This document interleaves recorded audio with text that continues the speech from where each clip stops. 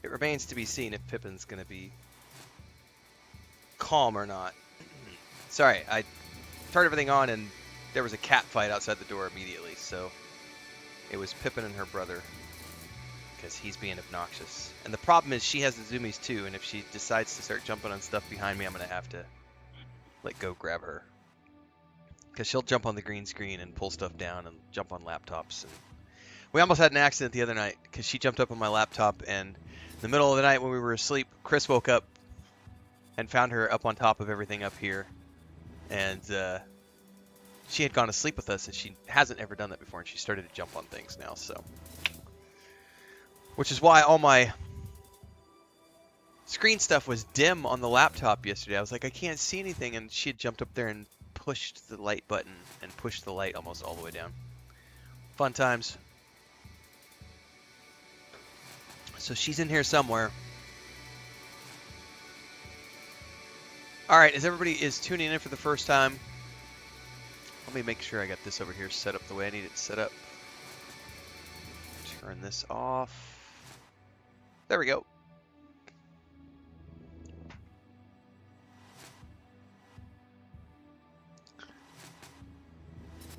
We are going to be continuing the expedition today.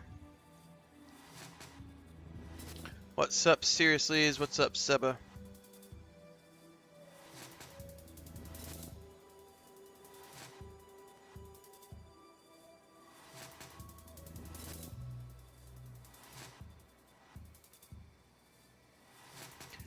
Inside Vortex says, nice to see you enjoying the expedition. No Man's Sky is the best game I've seen from any game. Good to have you, Warren. Thank you very much.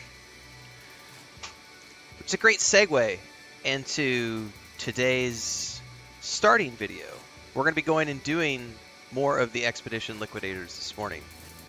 But I did want to talk with everybody about my overall... I had a theme, a topic in mind for this morning before we get going to the stream to just set the tone for the day. Because I know this morning's video on the Expedition, I had some things I poked at, things I don't like about it. But, overall we're having fun. I'm having much more fun in the base game than with the Expeditions, but that led me to one of the things I wanted to talk about, which is how I know it didn't release this year, but for me, No Man's Sky is easily, so far, my game of the year for 2024. And I know that it doesn't count because it's not a 2024 release. It's an 8-year-old game, but I'm having more fun in this game than anything else I've played this year. Now, Star Wars Outlaws is my most anticipated title, and I have no doubt that once I dive into Star Wars Outlaws, the throne will be taken over, because I just love Star Wars, and that's like Red Dead Redemption 2 in space, and I'm just like, yep, sold. So I have no doubt when we get to that point, and there's other things, Kingdom Come Deliverance 2, Indiana Jones The Great Circle, Stalker 2, Space Marine 2. There's a lot of games, Dragon Age The Veilguard, a lot of things I'll be playing this year that will be vying for that top spot eventually. But for now, No Man's Sky is my game of the year for 2024. And I want to talk about why. We're going to do a little bit of a chat here this morning before I get going into the expedition. And by the way, this is the perfect promo for those of you who haven't followed along yet. Daily streams here and on Twitch, YouTube and Twitch. 11 a.m. Central Time, multi-stream every day. And if you're here live for these, it's more fun that way. You get to have your chat read off occasionally. The thing that happened just at the beginning, Inside Vortex saying, No Man's Sky has the best community I've seen from any other game. That's been one of the largest reasons why this has been such a fun experience for me. And I already did a video about this the other day, about the community aspect of the game. There have been a couple of bad apples, like there are with any game, but overall the community has been very, helpful, overwhelmingly helpful in some cases. Some people, will bombard me with 50, 60 things over the course of 3 days, and there's no way I can possibly keep up to track of that. The game as it exists in 2024 with the Worlds Update Part 1, I know Worlds Update Part 2 is coming, and there's some other stuff that's coming in the pipeline as well. What got me interested was Worlds Update Part 1. I went, oh, those visuals look really cool. Oh, they're bringing tech in from their other game. Oh, that's amazing. But also, the sheer amount of things to do in this game, which I realized did not exist when the game came out. The game, when it launched, was in a very different state. I've heard that this had one of the worst launches in the last 10 years. Up there with Final Fantasy XIV just having a completely horrible, horrible launch. But then they turned it around and were able to get that trust back from the community. And over the last 8 years, they've done, I think, 27 updates to the game for free. No paid DLC, just 100% for free. And I've covered some of this in other videos I've been working on over the past couple of weeks. I think I did one yesterday talking about all the things you can do as a new player in No Man's Sky. So there's obviously the RPG component because there are quests in the game that you can run. And I'm talking about the way the game exists now, not the way it existed when it launched. I'm talking about now in 2024. Why I think it's game of the year for me, even though it's not a new release. There's quests and storylines. So from an RPG perspective, I'm getting that part of my love of gaming fulfilled. I like RPGs. I like storyline. There is the exploration component, which I get satisfied in lots of different games that I play. I love Starfield. I love exploring space and going to planets and all the space stations and everything else. But what this game offers that game doesn't is the ability to land on planets and take off from planets. Now, I don't want to do that every time. I love fast travel sometimes, but sometimes I do want the option to fly down and come back. And so it's nice to have that. And it's not the same art style. It's completely different. I don't like to do the direct comparisons too much because what No Man's Sky does well, they do well. What Starfield does well, they do well. They don't necessarily fit the same genre, and that's okay. There are places where they bridge the gap, where it's like they both have elements of space sim, space exploration.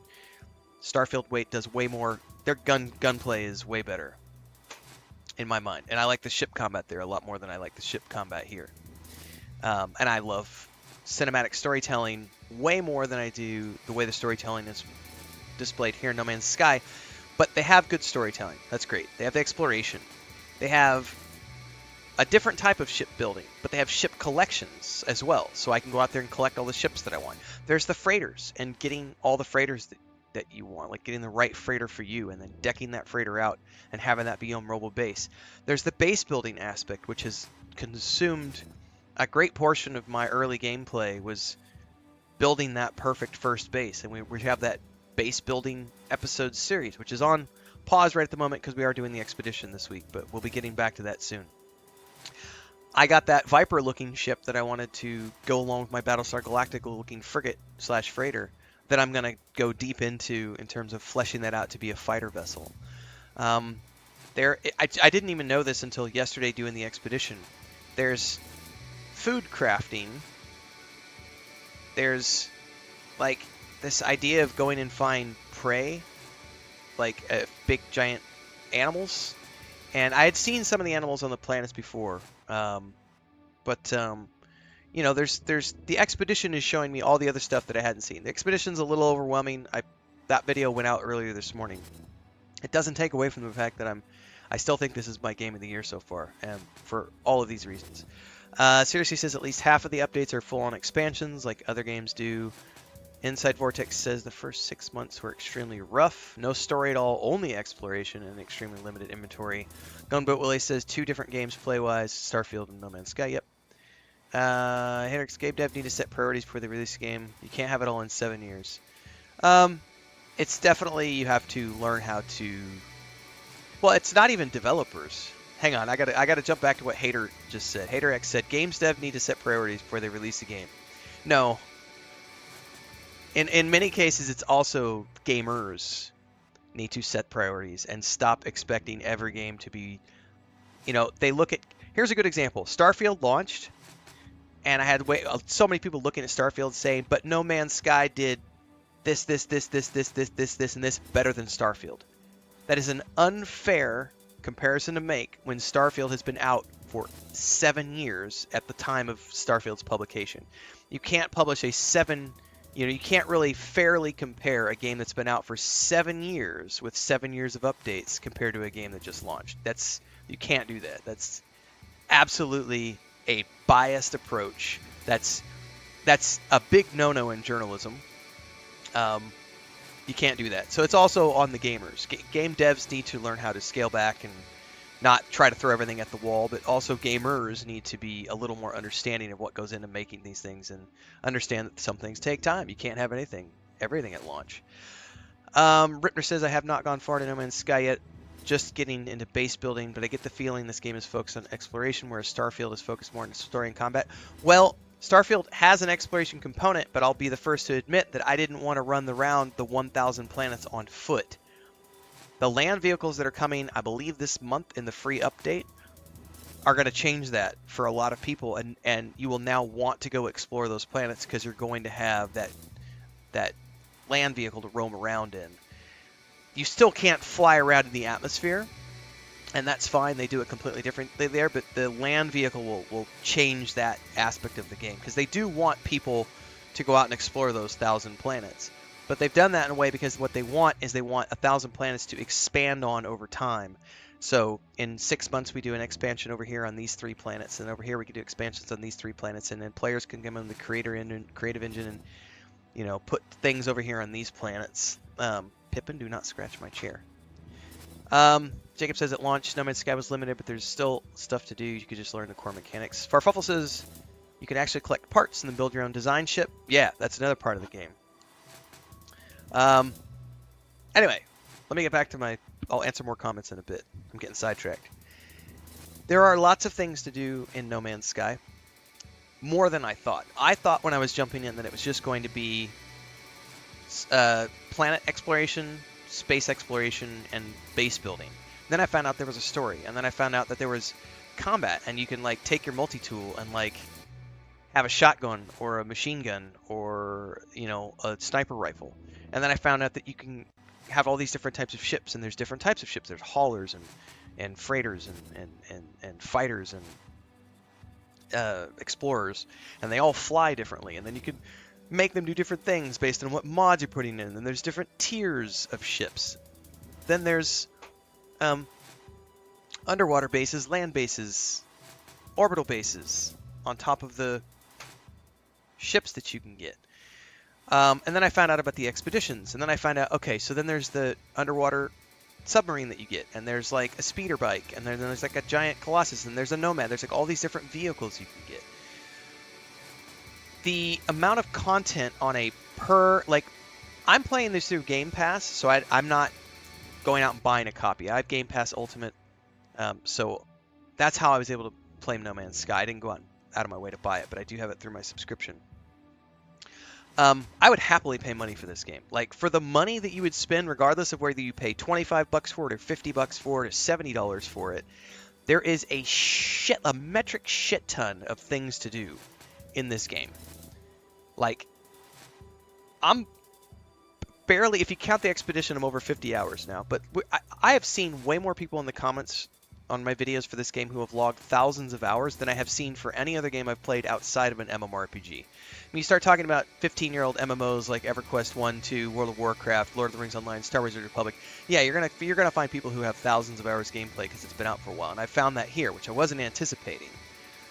So for the sheer amount of money for your value, or value for your money, if I can remember how to say that properly, No Man's Sky provides more than any other game I've seen in 2024 so far, and it's fun. There are things I don't like. Like, I hate the fact that there's no aim assist for ground combat because I suck at shooting. Does that take away from my fun factor in the game? A little bit, but not enough for me to, quit over it. Other games do space combat better. This is kind of fun, The space exploration part is fun. Jumping to other systems is cool.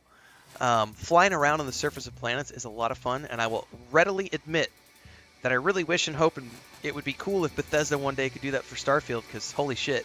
And having just went and tried out Star Citizen the other day for the first time in years, they're finally getting that game to the point where it feels very satisfactory to fly around and go into Atmo and come back down and fly around on the surface, and lots of cool stuff here. So I'm having a great time. The community has made it part of that great time. There's a ton of stuff to do. No Man's Sky is easily my game of the year 2024 so far. I expect Star Wars Outlaws will knock it off the perch, but that's just because I'm a Star Wars fan since I was a little baby. But I gotta say, guys, for those of you who've been playing this game for 8 years and love this game, I'm barely tapping the surface here, and I get it. I get it. Daily streams, 11 a.m.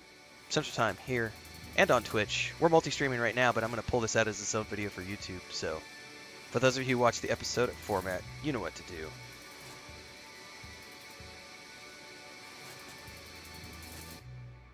Let's get logged into the expedition, and I'll answer some more comments, and we can get going here. Pippin, you're being a naughty little girl. I may have to put her out. Where's my controller?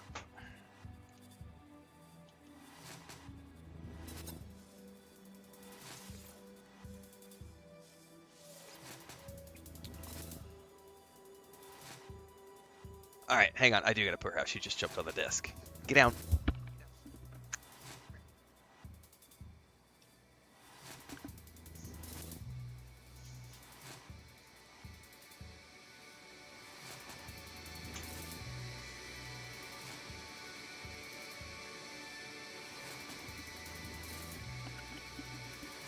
I may need to duck out and help Chris take a cat to the vet. We'll see.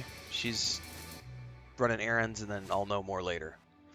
But I think Smeagol's got a urinary tract infection or something going on because he can't. He's been going to the toilet like every couple minutes, all day yesterday, half the day before, and it didn't get any better. So he's not having any pain. He doesn't have any blockage, but he's definitely got I think he's got a urinary tract infection or something. Which she's gonna go see if she can get him into the vet. If the vet can get her in, I'll go help Chris to take him. He's a big boy. But I won't know that for a while. So if I do have to do that, we'll have a shorter stream today. But I don't know if we're going to have to take him in or yet. She's going to go see if she can just get meds or if the vet's going to want to do a consult.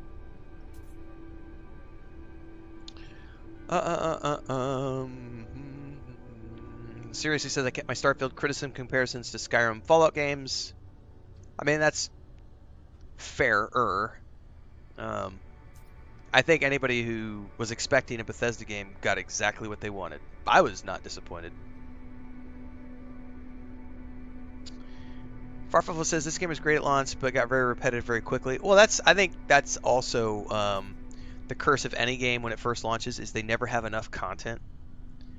Like, I get so many people when a new MMO launches and they go compare it to World of Warcraft, and it's like, fuck off. You can't do that. Like, it's not fair to compare a just now launched game with a game that's been out for 20 years. You can't do that. That's not the right way to look at it. You're obviously not gonna, no one can compete with that. Like, if you launch a game tomorrow and it's got 10 zones, 3 cities, 6 dungeons, it's got a 60-hour gameplay loop, that's a good game. But then you'll immediately have people like, yeah, but I can buy an all-in-one expansion pack with World of Warcraft for $50 and it gives me 20 years of expansions and thousands of hours into entertainment. Why would I buy this new game over here when they only have 60 hours? Like, then don't fucking buy it. Stop playing games because you're being a whiny little bitch. Uncle Brett says checking in on Twitch today. Double dipping. Farfel says reminds me of Stardew Valley, just amazing value for money in a game. That's 0.982407 of an Imperial shit ton. Destiny. Yeah, that's another one, Elroy. When Destiny first launched, it was a much smaller game. But over time, Destiny has added, thousands of hours of content. Hello there.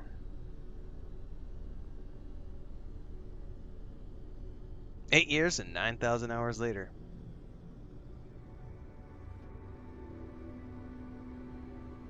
I've got 500 hours between 2 Starfield playthroughs, and I cannot wait for the vehicles and Shattered Space DLC, which I really hope we get an announcement date for at Gamescom.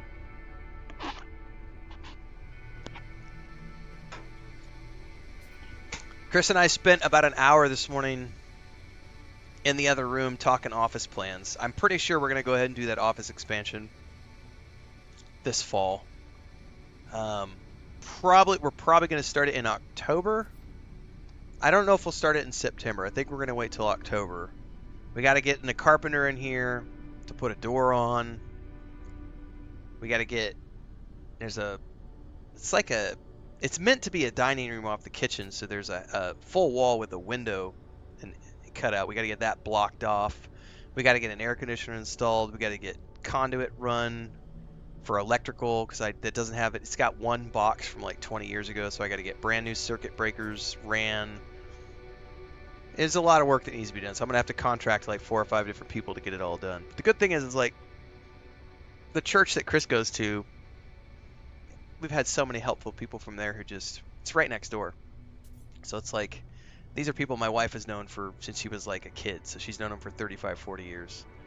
And it's like, we need a plumber, we get a plumber. We need an electrician, we got an electrician. We need a, carpenter, we got a carpenter. That's really nice. I don't have to go shopping and trying to find somebody.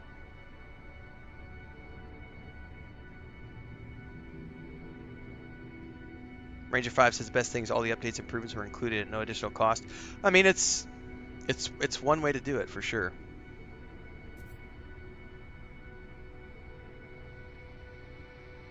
All right. Expedition, we are on phase 3. Matter of fact, Let me timestamp this out because the first 20.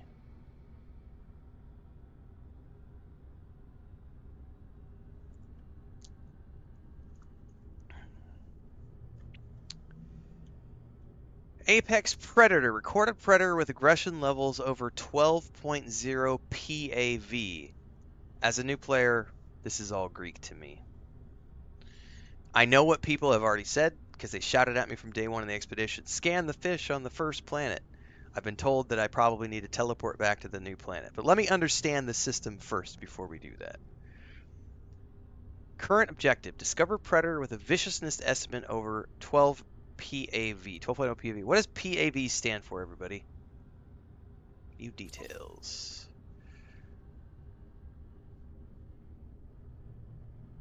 Viciousness estimate of over 12 PAV. Current aggression record is 8.9 PAV. Note, it may be necessary to search several different worlds to discover a sufficiently aggressive creature. Use the analysis visor to locate and discover creatures. Scanning creatures earns units.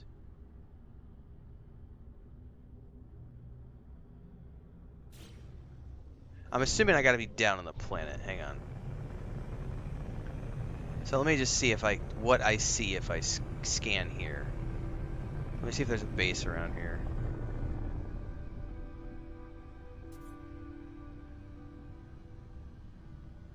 I don't see any bases in immediate vicinity. I want to land. Let's go to somebody's base real quick.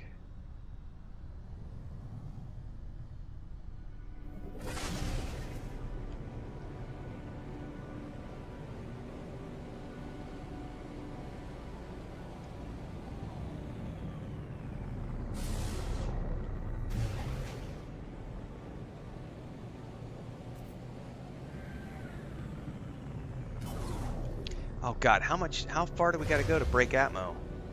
Oh, I might flip my ship over. Yay!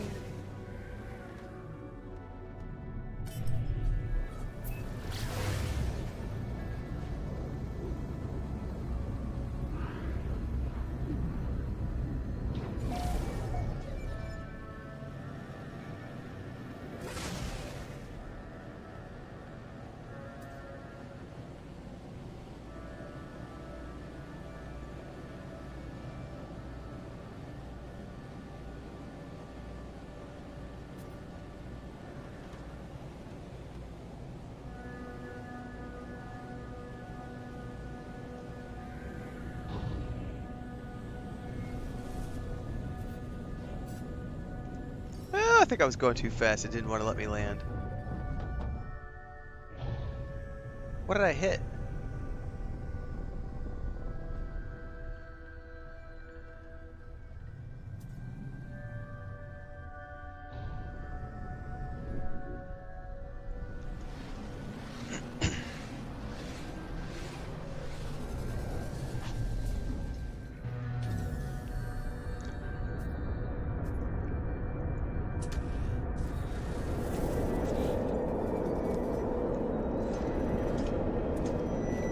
I'm supposed to scan creatures. I also know I have something to kill hazardous flora. Whoa, is there something flying above me? Why is there a giant bird? Holy fuck! What is that, guys?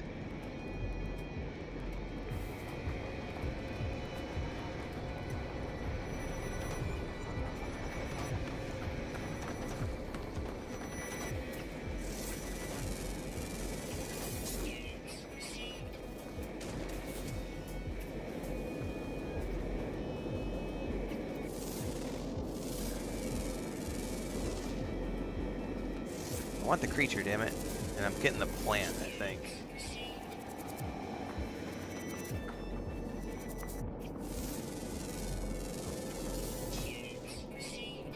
So what does it say here?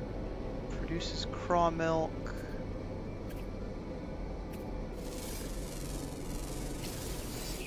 View discovery. It's putting me here.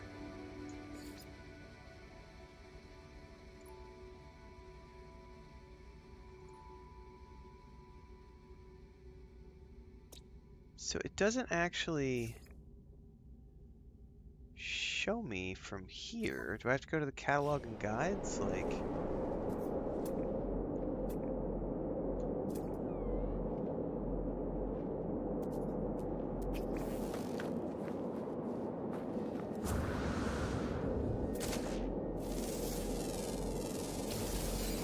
where do you see its threat level?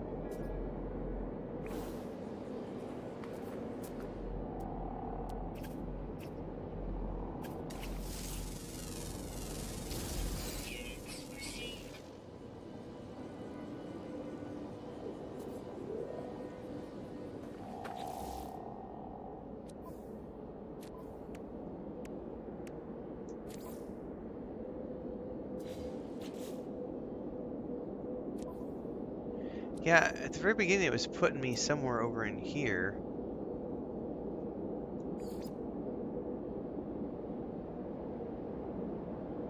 Superheated stomach.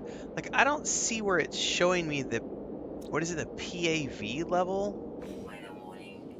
Incoming storm. Well, hang on, let me go get in my ship. I don't want to deal with a firestorm right now. Because I need to obviously learn something here. And I'm sure I've got a whole bunch of chat of people yelling at me. This is what you need to be doing. Stop playing a newbie.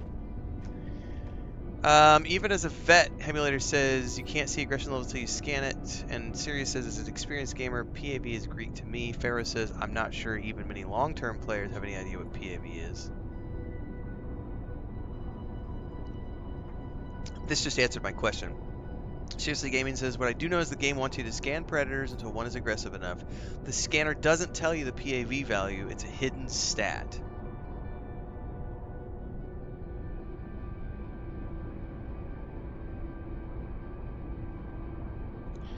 Inside Vortex says, I think it means physical aggressive value.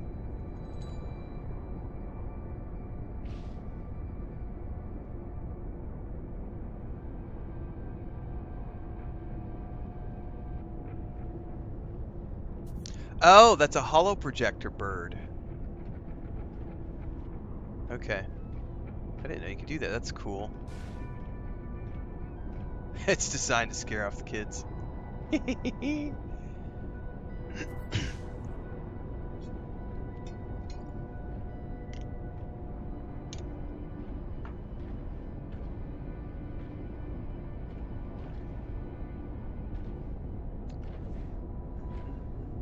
Andy Thornton says, welcome to No Man's Sky, where they introduce objectives without any clear way of seeing how it works.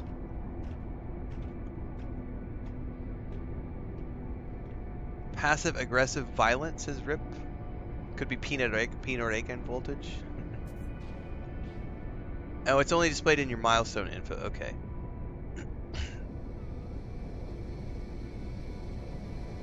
Alright, so it doesn't... I have no way of knowing. I may need to search multiple worlds.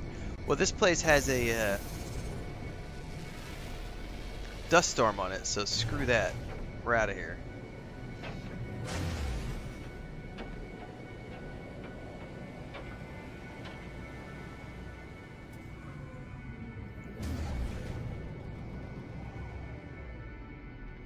We got another planet in this? We do.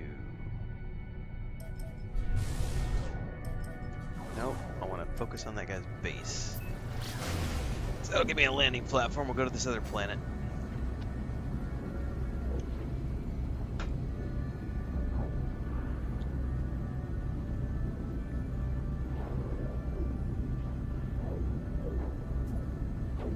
It's basically a milestone to keep you cataloging every animal you see, Emulator says. Makes sense. It's basically go to a planet, scan all the animals, you'll get the reward, which is for the nanites, and along the way, you'll probably find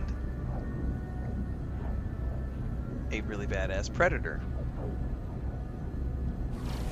I think we only need this one. What's the other one we need for this?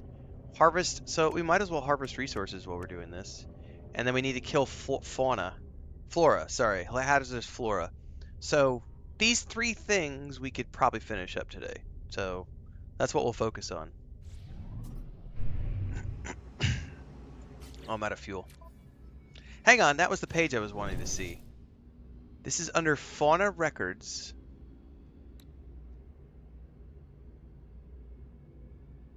These are just showing me the things that I've discovered. Okay. And then I see the discovery page for that thing. Gotcha. Makes sense. I understand now. Recharge.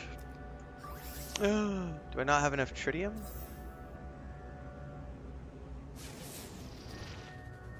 Whoa, wasn't there some right there?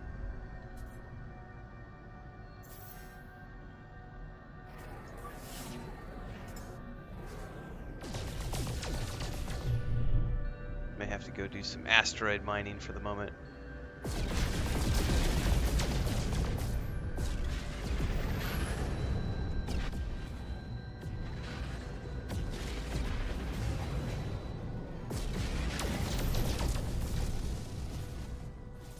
Okay.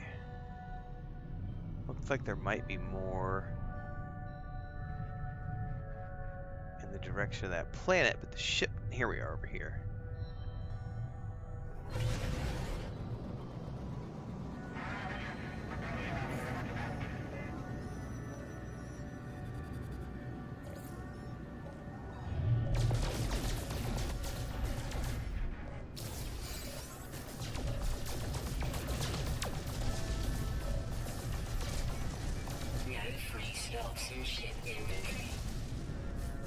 I'm full!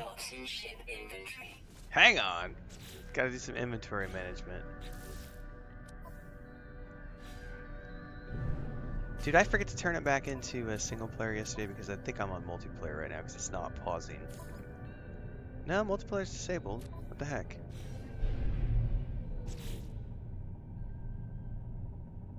I'm definitely still moving through the asteroid field. I'm not paused.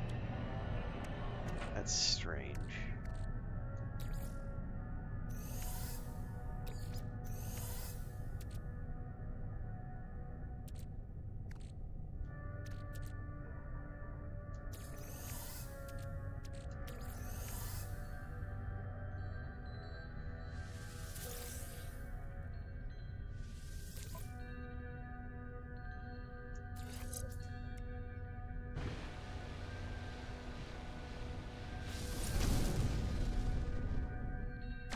These guys always get in my way and want me to shoot them.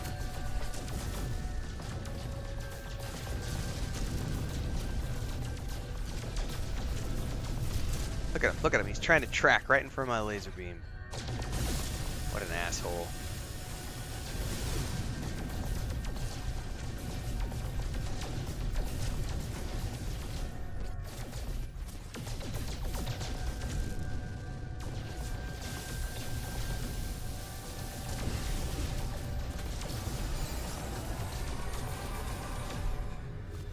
We're going to get a little bit more of this because I need to make sure I have as much tritium as possible before we get out of here because I'll need more. And I don't know when I'll find the next asteroid.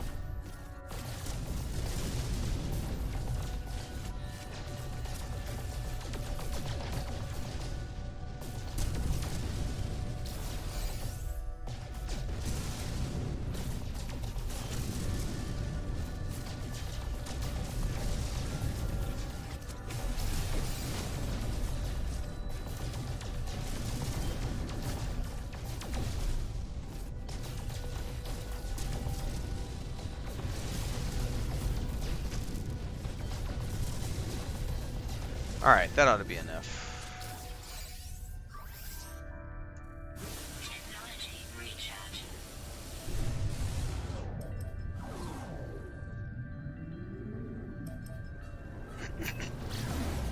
Warning. Threat detected.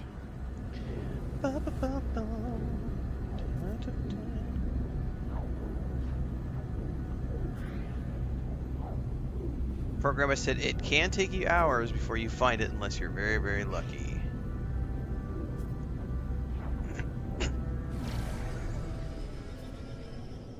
I'm assuming for the harvesting one, I need a really big node.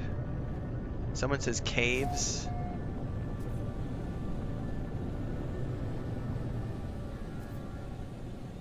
Oh, hang on, guys. I was not paying attention. It's just like I was reading chat. I just blasted into that. Almost hit the ground. Where's that landing platform? That could have been bad. I'm reading chat instead of paying attention.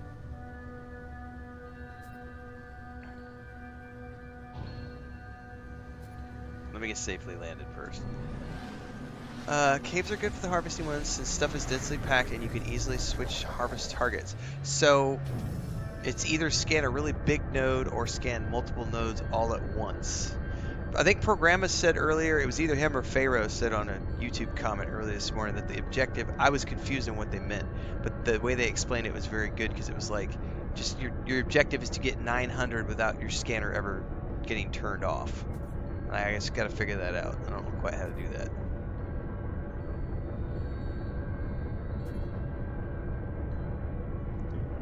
The base name tells you there's a creature on that planet with a high PAV. What base name are you talking about, Pharaoh?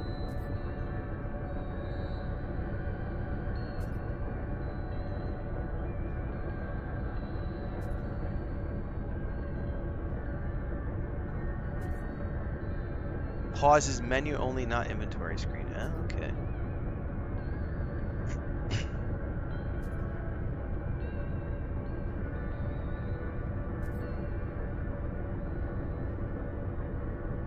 So it sounds like I need to test. I've never tested. I never even knew that you could do that with the harvester. I just always run it until it overloads, so I didn't know that was a thing. So the first things first, we're definitely looking for predators. We're also looking for...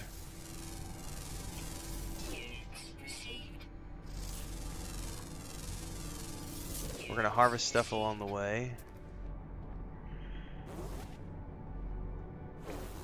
It's surely not a bunny rabbit.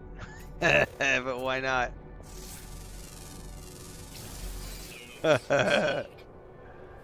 Alright. So...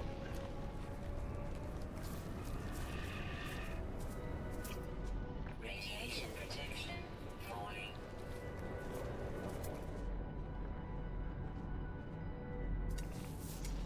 That must be on the other side of the hill.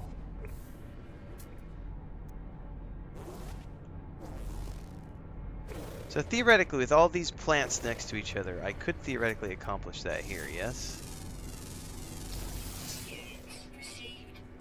I think it was more than 900. I can stop at the red line to let it cool quickly.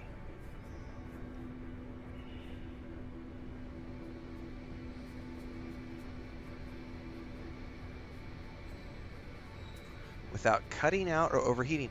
But how does that work? What do you mean by without cutting out or overheating?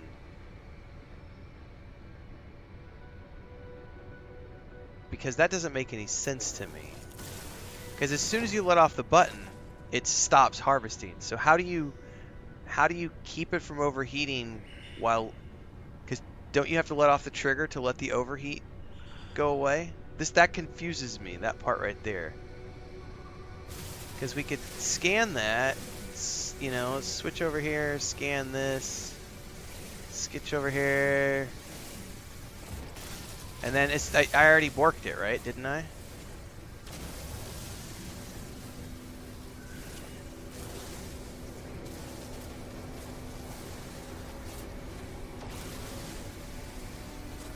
No, I see what you mean. I see what you mean. Oh, I fucking borked it. I got 951. Did I get it? It says carbon 951. But that wasn't all at once, was it? 900 resources in one burst. That confuses me. It was... Yeah, that's confusing to me.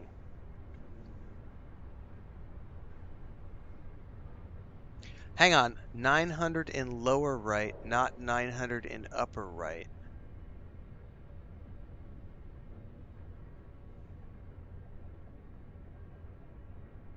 Try to mark the milestone. Thank you very much. That's a good tip. I'm definitely going to mark the milestone.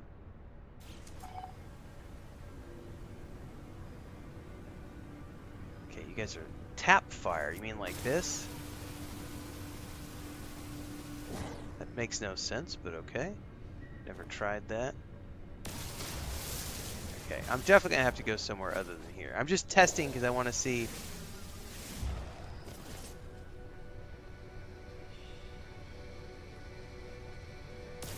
Hang on, let me fix the harvest that. Units received.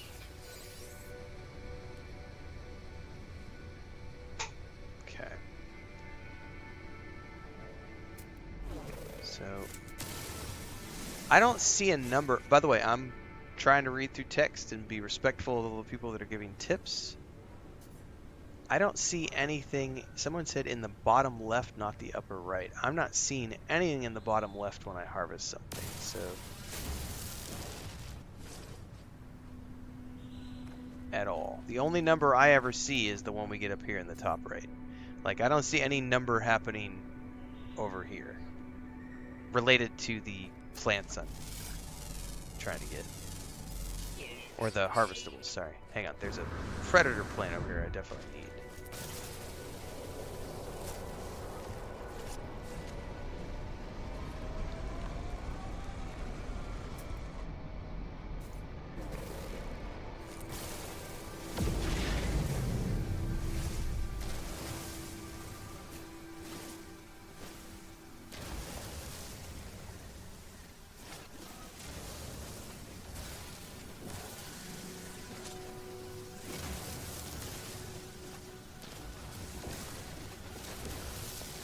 Yeah, I'm not seeing the number you guys are referring to anywhere.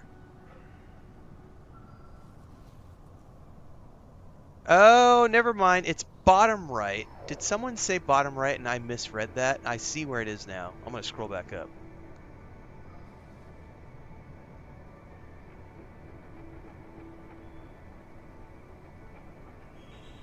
Someone did say lower right. Let me go find it. They did read. Okay, seriously, game. He said in the lower right, not the upper right. That was my bad. I'm confused. I thought someone said lower left, not lower right. I did just see the number that time around, so newbie eyes, not understanding where everything is at. Okay, so it did give me a number there. So let me go look at this again. I realize everyone's saying go to the caves, go to the caves, go to the caves. If I can't get it done here, I'll go to a cave. Right now I'm just being exploratory in how do I make all this work. Okay, so doing that. Okay, I see now. That has 7. 152. 152. Oh, you had to reload. I'll probably screwed it up. 180 something. Oh, I can't do that one. It needs a... Stop. Charge depleted. Fuck me. All right. So obviously there are other factors. Technology recharging. Okay.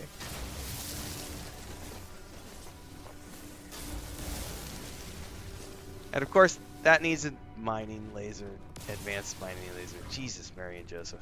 Alright, I may just need to go to a cave like everyone suggested. Alright, well, we need to find some more of those dangerous plants anyway, so let's keep an eye out and move around. I also see something in the bottom left. It says something mantis looking, has a 12.0 apex predator. Is that the planet I'm on?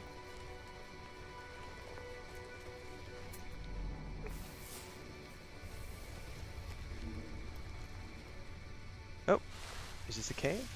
It might be a cave.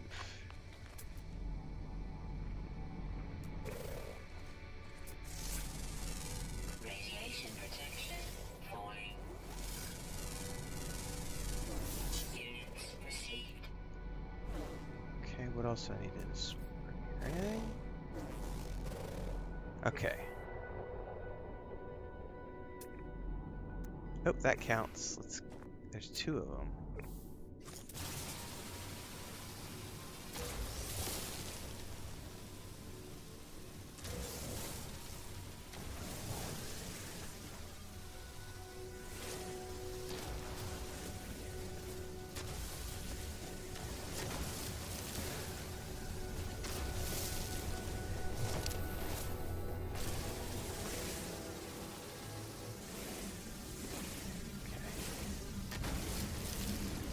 Did I already fail it?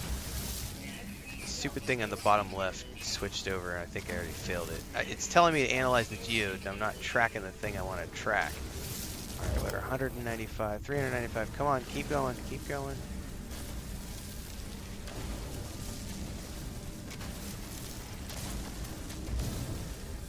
No!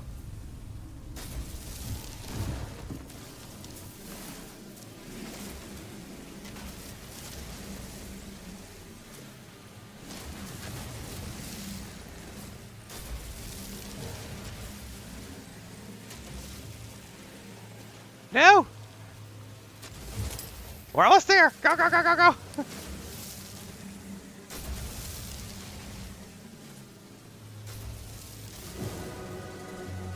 Woot! Alright, alright, cool, we got that one done. Alright, alright, alright, I got it, I got it. Alright, we're good. Alright, sweet. Alright. Yay! One more thing done. Battleland inventory full. Of course my inventory's full. Jesus. I need a storage unit or something. God, I don't want to drop anything because I'm going to need it all later. I feel like I just need to probably go out on my freighter and drop a storage unit somewhere. What is in here that I can pull out?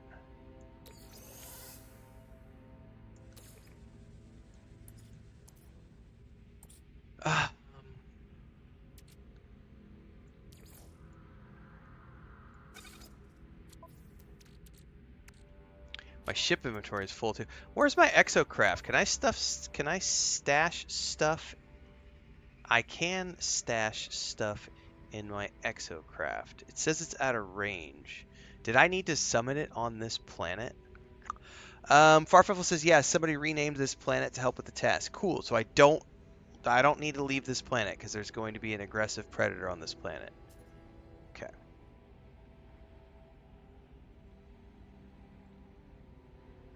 Okay.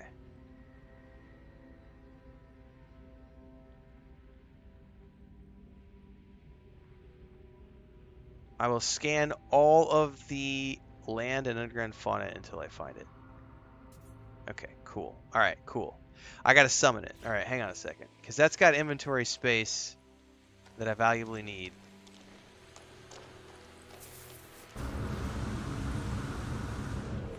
By the way, were there any more of those?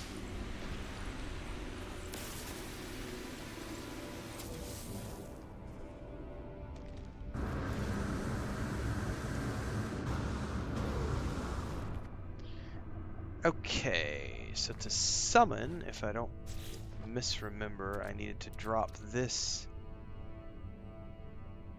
down, which is the Exocraft Summoning Station.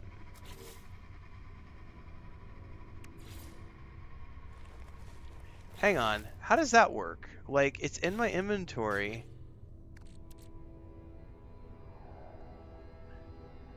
Construction allows the user to summon any owned exocraft from anywhere else in that system. Interfaces with the exosuit quick command. I have this. What is that called, if not... Is it... Oh. It's this one? Radiation protection falling. Do I need a special space to build this? I'm confused. Why is it not letting me summon it?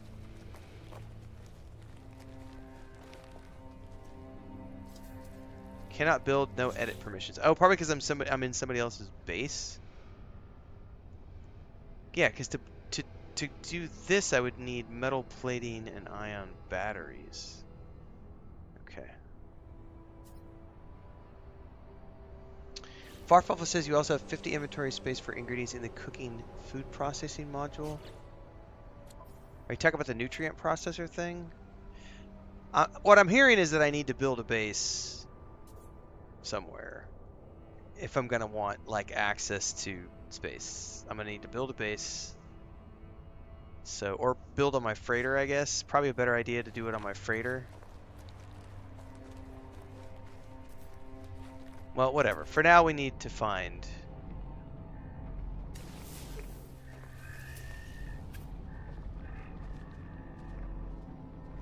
predator, and I also need 4 more hazardous flora.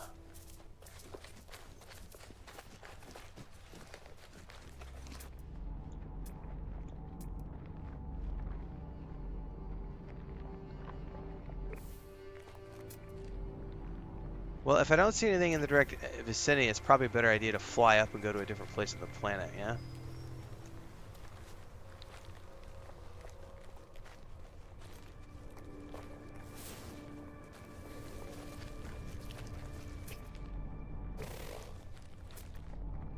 I'm certainly not seeing any undiscovered critters.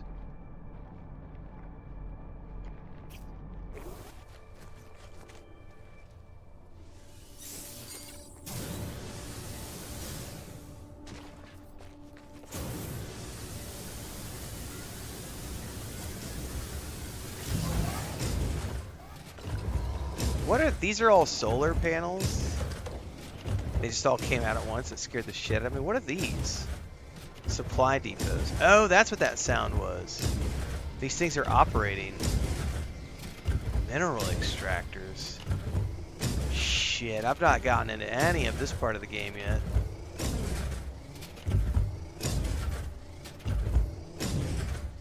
Someday.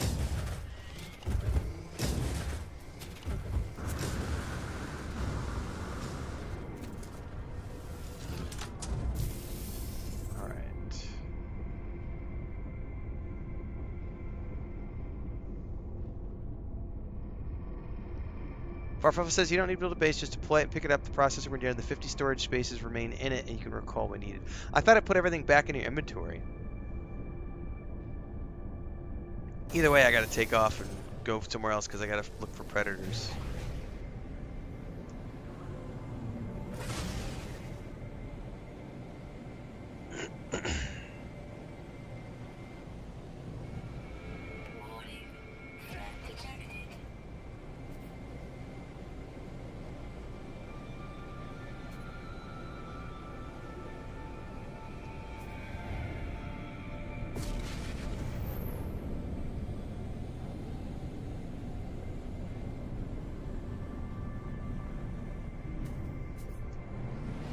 Take a look, see if there's any critters around here.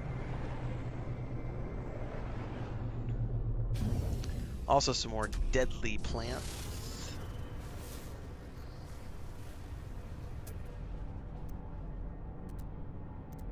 Nope. I got nothing. Gamma weed, I've never heard of that before. Oh, there's a deadly plant.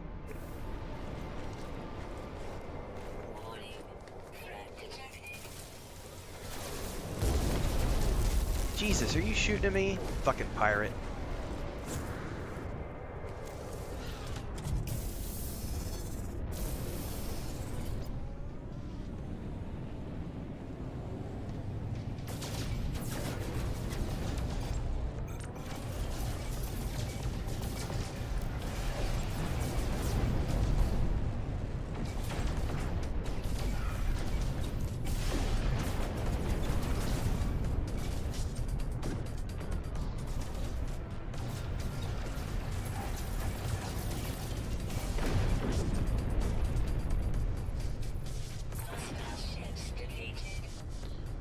Mess with the bull, you get the horns!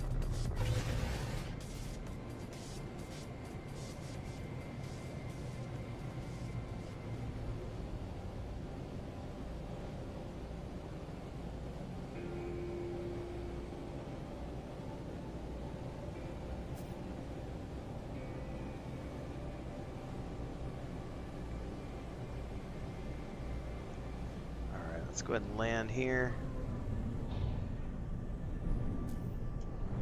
See if we can't find any other wildlife and or...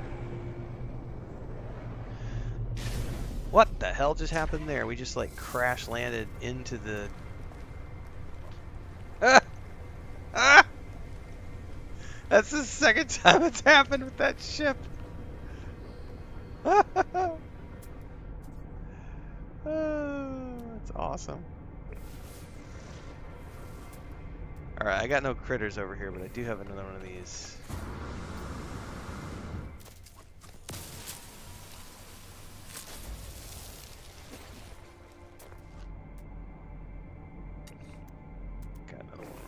here.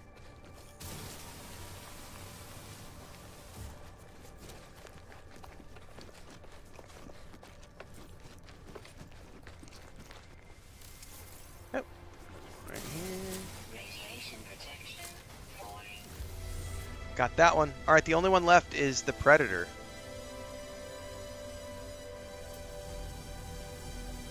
All right, I don't see any creatures over here.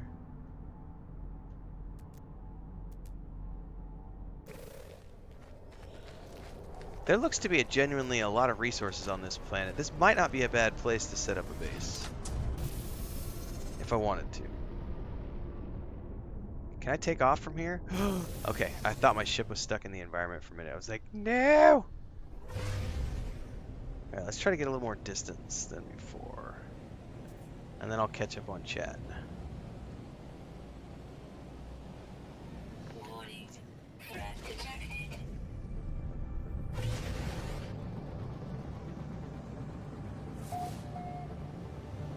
Entering atmosphere.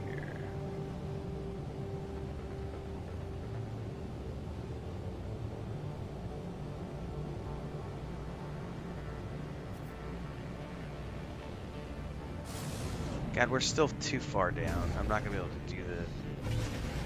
Better to jump up and use the pulse drive. God damn it! I'm still getting planetary interference.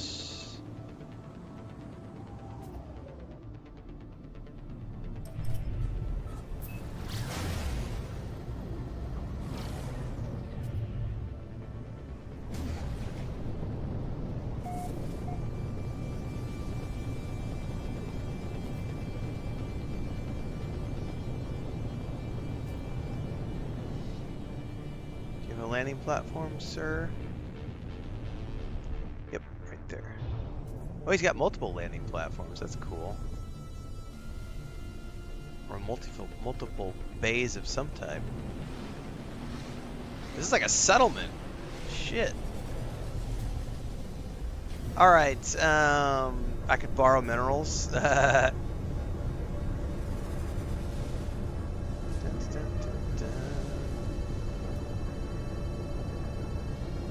Easy Forget said my vicious creature looked very non-aggressive, so scan everything and everything. That's what my plan is, to scan anything and everything, but I wasn't finding any creatures over there.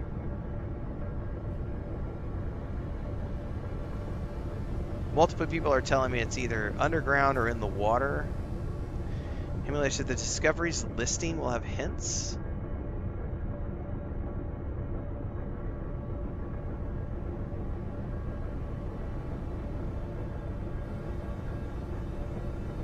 How many features left? It also says what type and where they are. I believe I can see that for the planet. That's not. That's for this planet, right? I've got 2 of 7. Oh, I see what you guys mean. Rare ground, uncommon flying, rare underground. Okay, so I've got 2 rare ground and 2 rare underground. So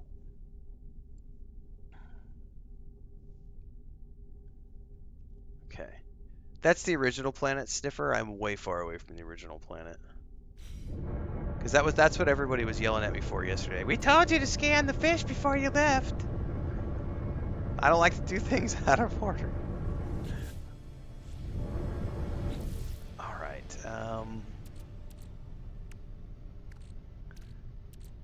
This was conducting fiber. God, I'm gonna have to do some inventory management at some point, and I'll either do that off stream or at the beginning of the next stream. Did I forget to process this? Jesus, I forgot to start the processing on this. Whatever. Alright, let's get out and see if there's any critters. It sounds to me like I need to find a cave.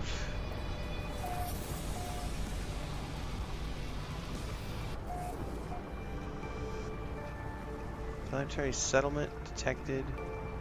Oh, is this one of those This is an NPC settlement, not a player character settlement? I don't want to do that. Fuck off. Don't track that. You already did. Apex Predator. This is the one we want to track. I remember somebody gave me a tip the other day, and I gotta remember what it was, on how to find caves. I think it was search for there was a certain plant. Oh, there's one. Units received. Okay, that's 3 of 7 on the planet.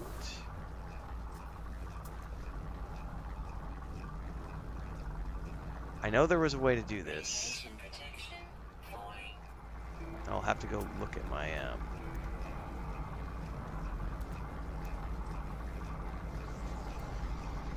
It was like one of the types of resources that you could harvest was only found in caves, and I gotta remember what it was called.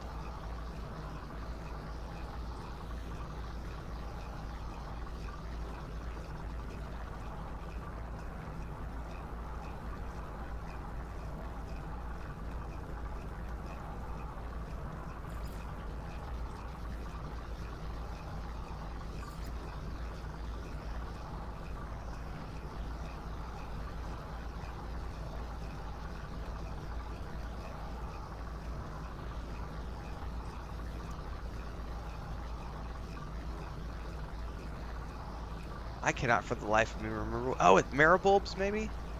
Cave marrow plant. It was these, I think. Locate substance. Locate cave marrows while searching. Oh, is it not going to show me?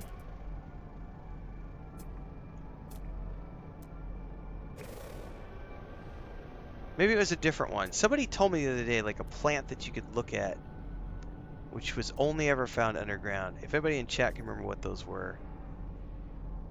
Yeah, it's marrow, but marrow bulb's not showing anything here. Yeah, I'm trying to find a cave, Stravenstein.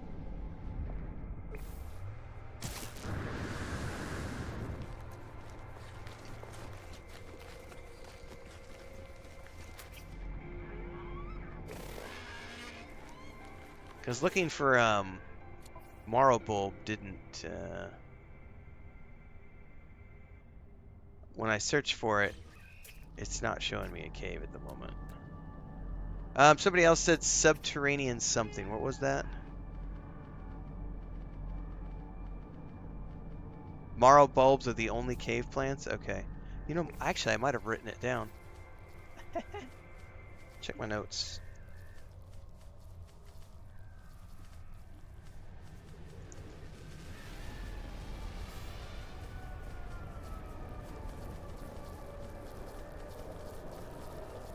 Humming sacks. Humming sacks to find caves. Are humming sacks the ones that you can find? Subterranean relics is the other one that seems the same. Are humming sacks something that I can actually track? And what would those be under?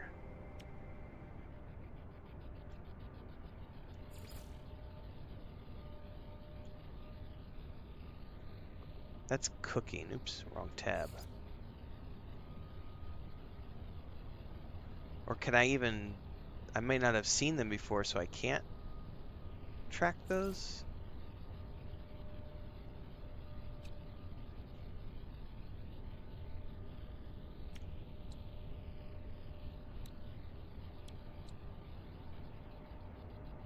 Those are underwater.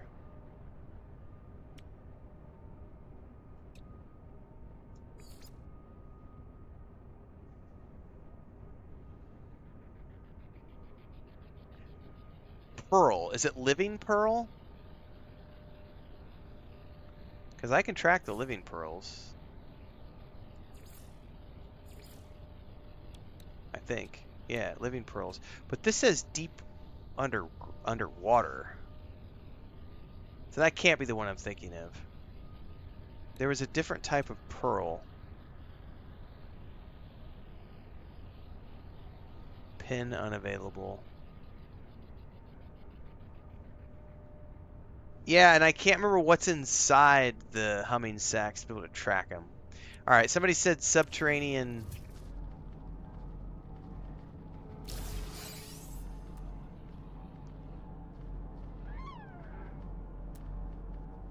So I'm trying to find a cave at this point.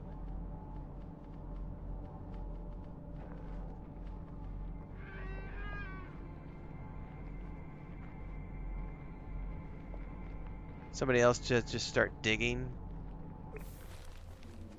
Just digging makes me terrified because Units received.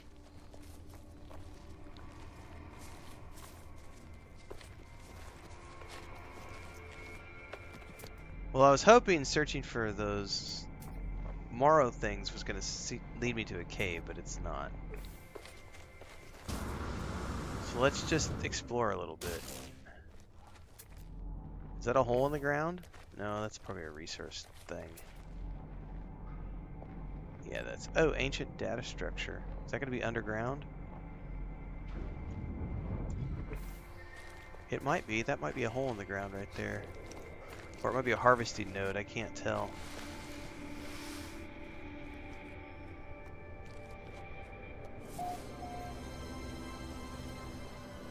That's definitely like a resource node. Biological horror detected. I don't want to deal with you guys right now. What is this? Navigation data.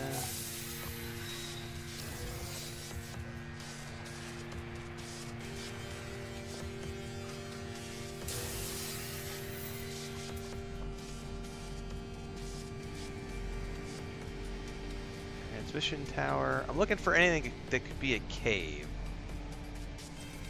Buried technology, but those just go to the modules, right? The hell would a cave be? Cargo drop, knowledge stone, beacon.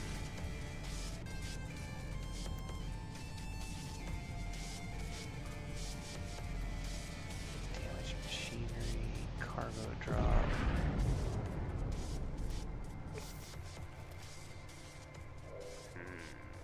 Green pearl are the ones from the sacks.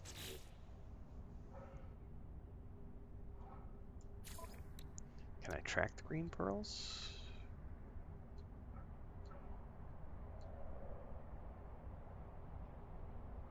I don't think I have green pearls yet.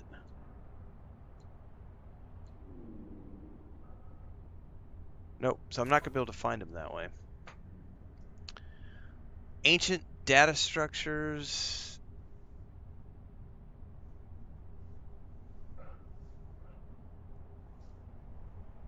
Albumin pearl.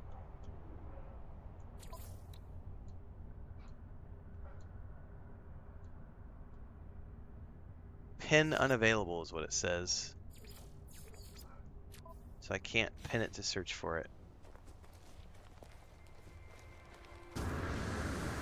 Well, what I've done in the past to find caves is just fly around until I see a cave entrance.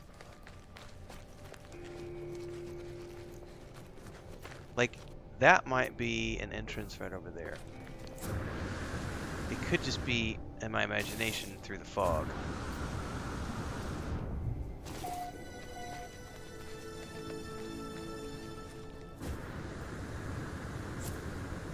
Nope, that definitely leads underground.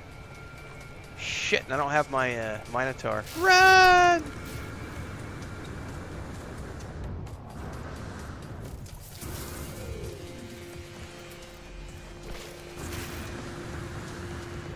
Radiation protection. But this isn't a true cave though, because it's not actually gonna lead me up.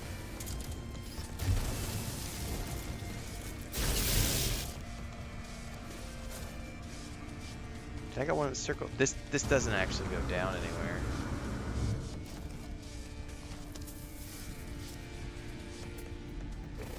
Cave marrow though, which I don't actually need. I'm just trying to just find caves so that I can search for that predator.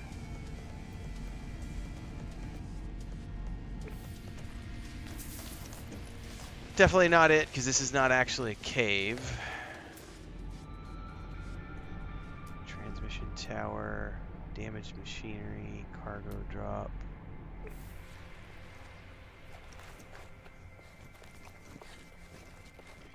Dun, dun, dun, dun.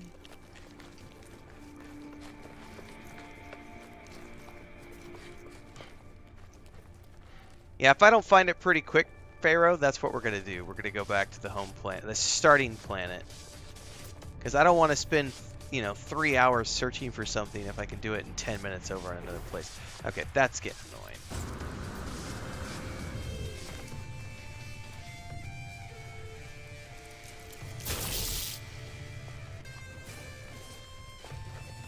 Radiation protection falling.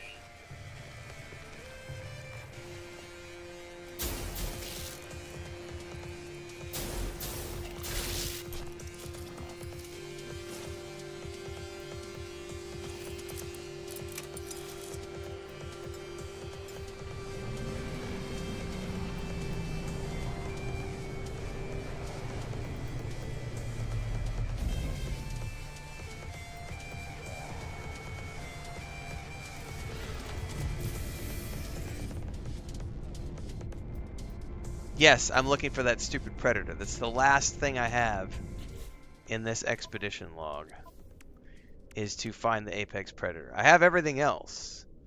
I just need to go to the space station, I think, and sell, because I don't have enough of anything. Technology. I have no inventory space. Yeah, we're gonna go to the space station. We're gonna sell,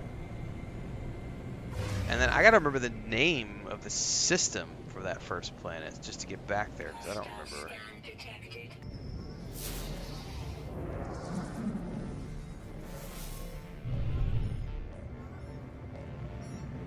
Warning. Threat detected. Hostile ships approaching. Not if I yeet out. Oh, fuckers, you got me right at the end of it. I thought I was gonna yeet out. Nope.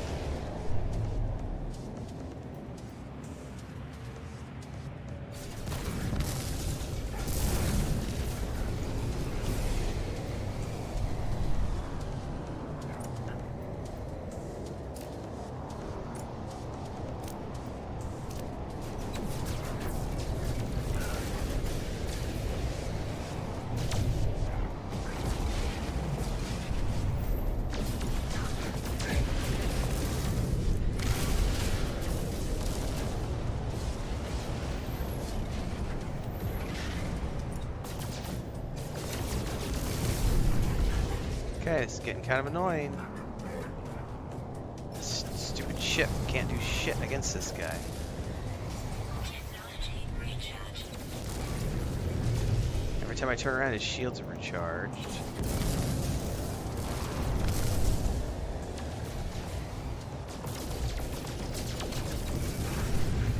Alright, is there any way to, like, let's switch targets. Get the other guy first, maybe.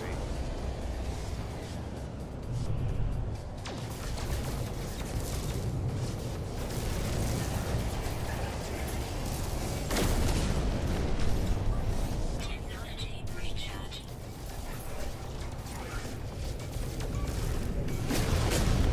Finally. Jesus. Hostile ships defeated.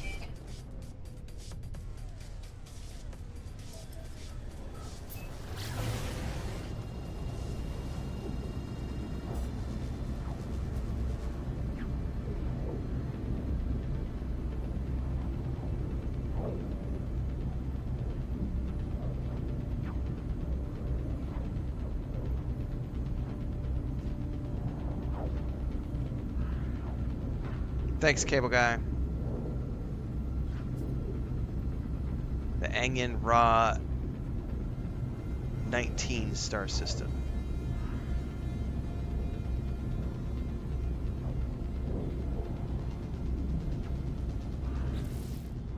Speaking of which, I haven't emptied the No free slots in suit inventory.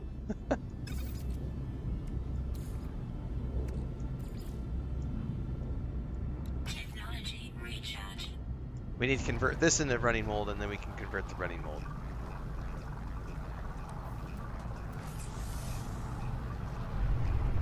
We're going around the other side.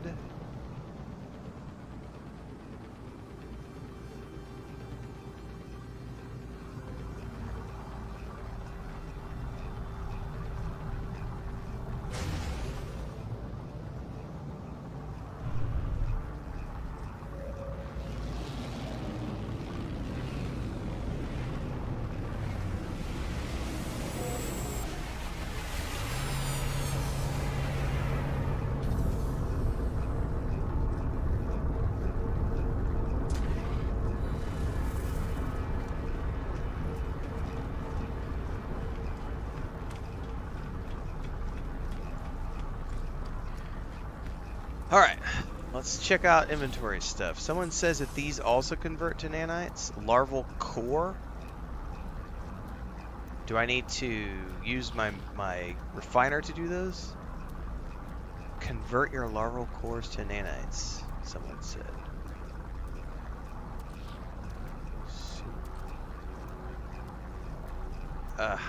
That's more shit. Which I don't care about. What is this right here? That is Sentinel boundary domains. Stuff. More stuff.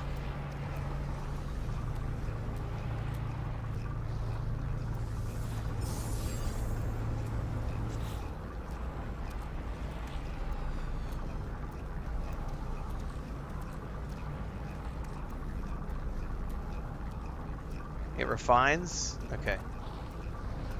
Thank you very much.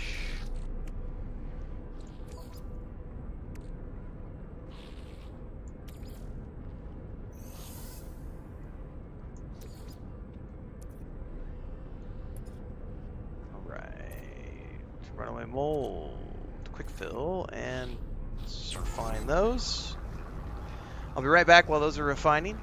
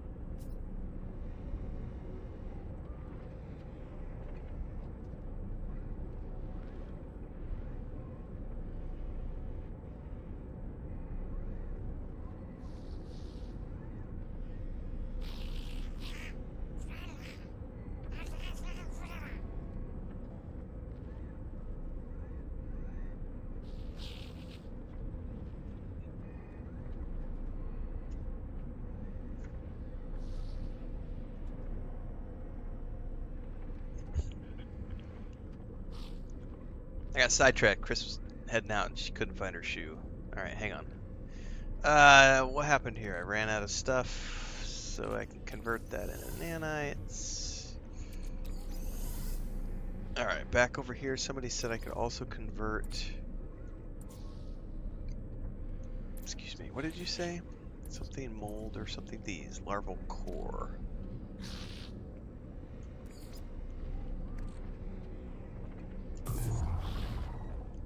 Yeah, that was quick.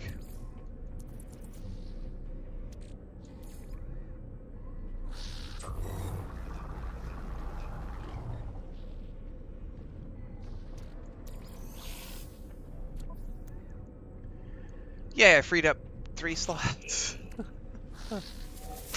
4 slots. What else do I need in here?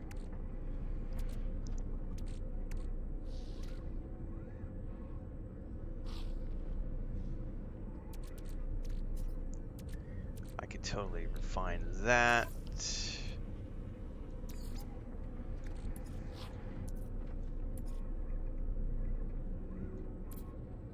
Where did it go?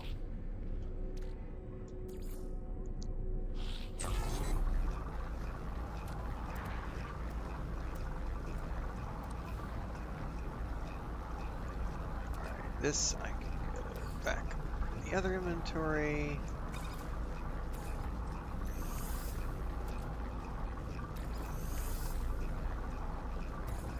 Nope, leave that there.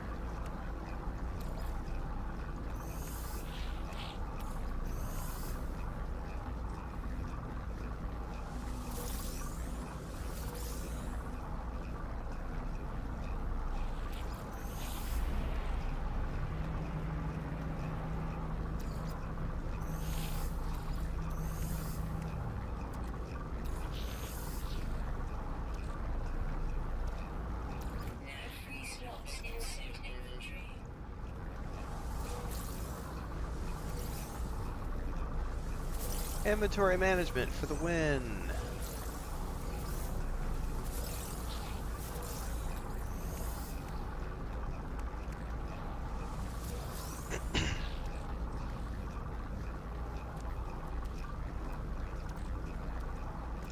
And I'm full again, but that's okay because we're going to go over here and we're going to sell some shit.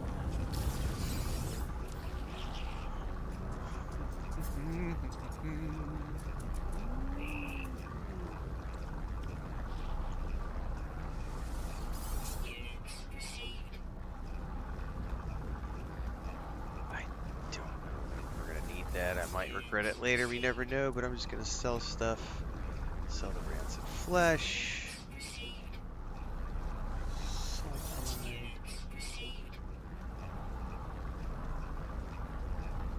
Trade goods.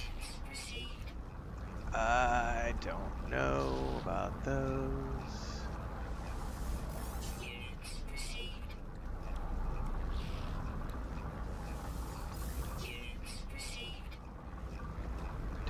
Faction right now.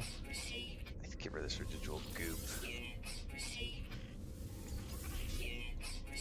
I may regret selling some of that stuff, but I don't really care at this point. I just want my inventory space back.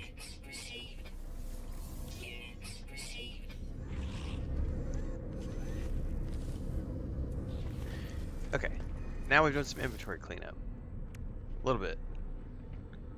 Okay.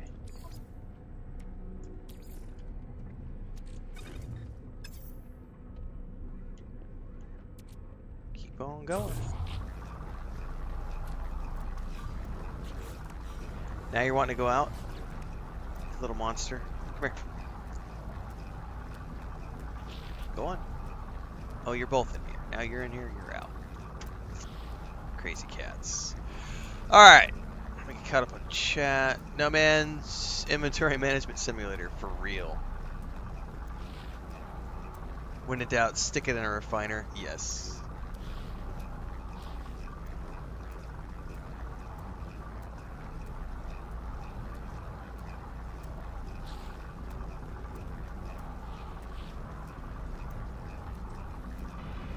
All the cooking mats can be sold without worry. Perfect. That's kind of what I assumed.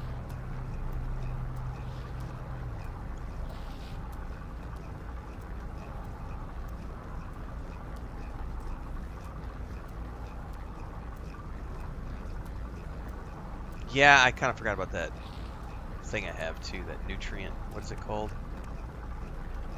Put that in my inventory. No, stay there, Smeagol. Come here. You want to come over here?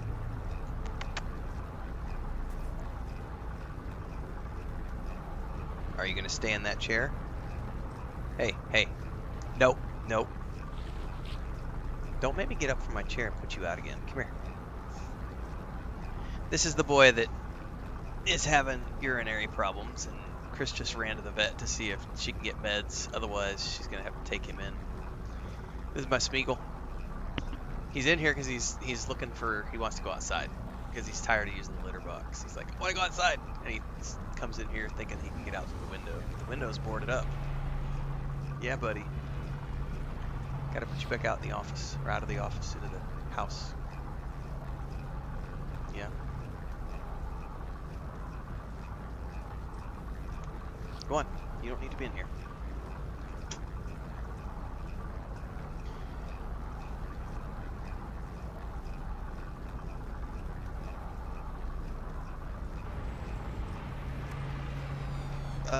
We can get rid of those.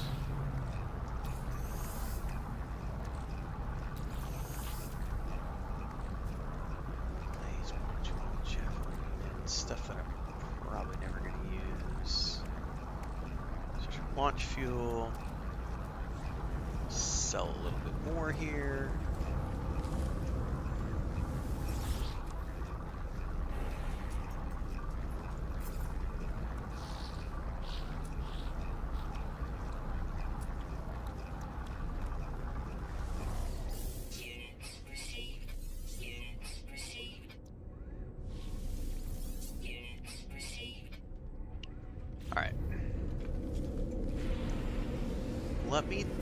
Someone said that the place to go to was the first space station that we went to. It was this one, Angan Raha 19. Right? Yes. And I can't remember the name of the planet. I'll know it when we go out.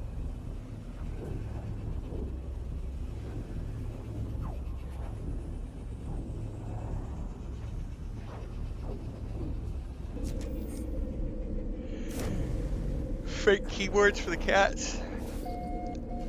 We have too many cats for that to be effective. If I could show you a picture of this cable nightmare, it's not. No, it's not, it doesn't work. At least not for here. I should be able to actually claim these milestones now.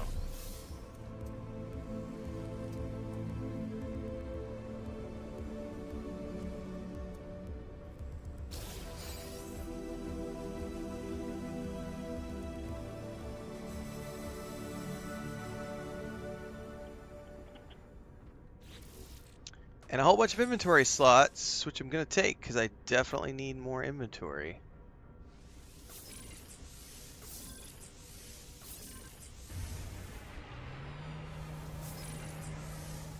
Let's put some more up in here.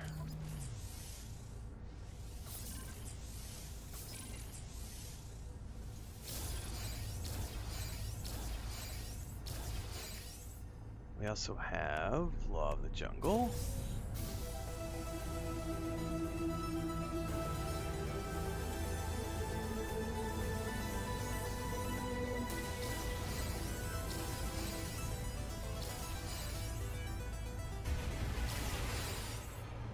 All right, I got oh Jesus, I got a whole bunch more shit to deal with here.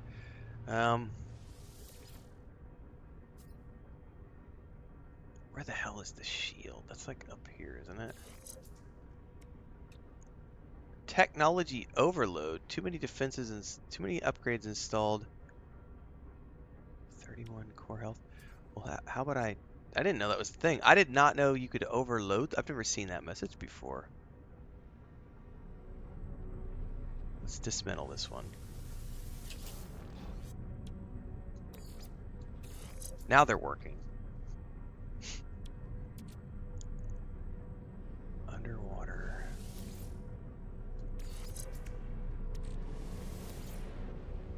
I these all going to be the same? Abyssal rebreather, abyssal air harvester, deep water gas pressurizer. This is some sort of a refinement for the underwater. Okay, well, I mean, they're installed now. Get rid of the pirate transponders too.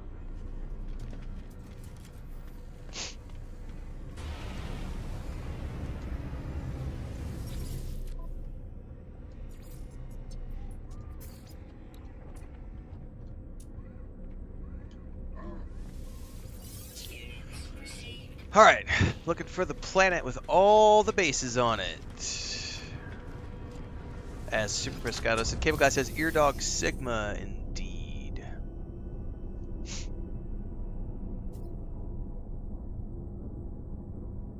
Balliner said, I said to uproot my base and have made almost entirely on my freighter alone. Should have done this from the beginning. I'm doing that on my main save as soon as we're finished up with the expedition. That's going to be the main priority, just so, because what I really want to do is focus on the main save. I have more storyline I want to do. I want to keep fleshing out my other base, but what I really want to do is finish the story. Because I get all these bits and pieces from stories, right? So, in order to do that, I want to get my freighter, because I'm tired of having to keep coming back to my main base to refine stuff, so I just want to, that's going to be my #1 priority once we go back to the main save. It's going to be to get my freighter where I want it.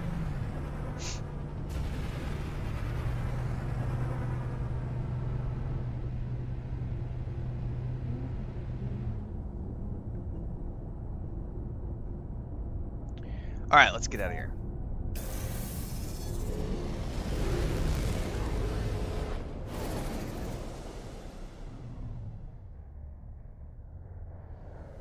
Hang on, is the refiner in a supercharged slot?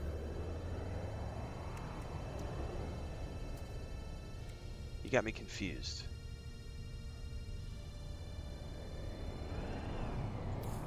Why would that matter?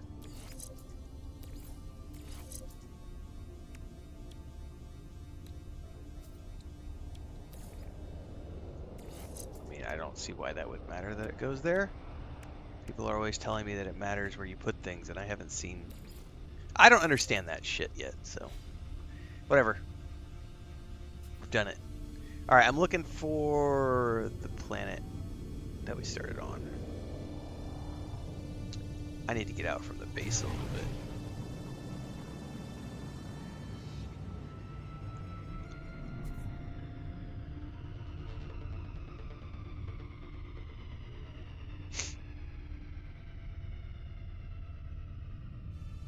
Where are you at, Mr. Planet? Is there any way to track planets?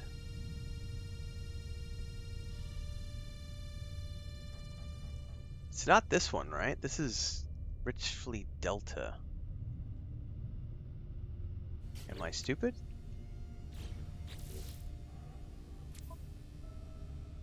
Yeah, Eardog Sigma. It's somewhere. I wonder if it's behind here somehow.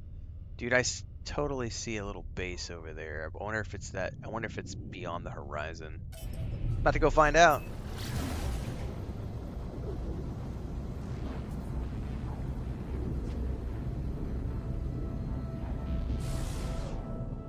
Well, I still don't see.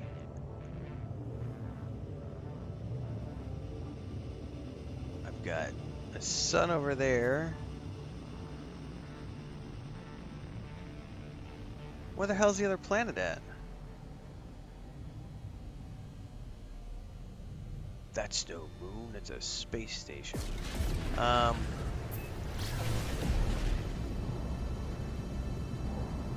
to get a better view out here so I can see where the hell this place is at.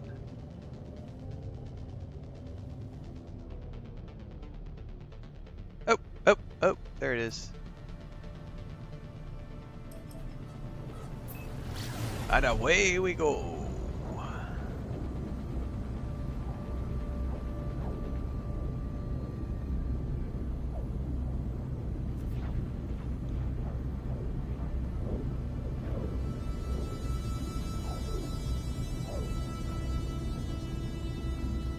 Yeah, I think that's how I'm going to do it, Pharaoh. I'm going to keep this save for the expeditions. Other than if they bring a drift back and I can get the Iron Vulture, I'm going to do that with my main save just because I want that ship really bad. I need it.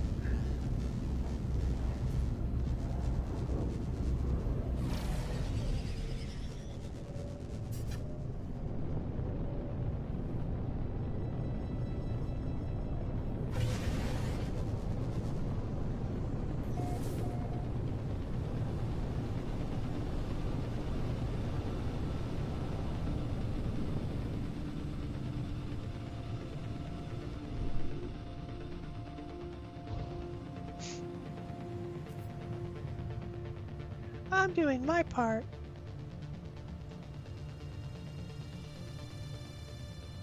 Dude, land.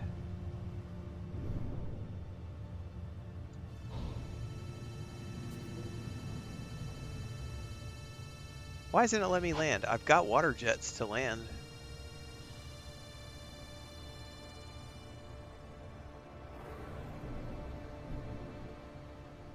I'm not going too fast. I am hitting the X button and it is not wanting to let me land anywhere. Are we bugged out?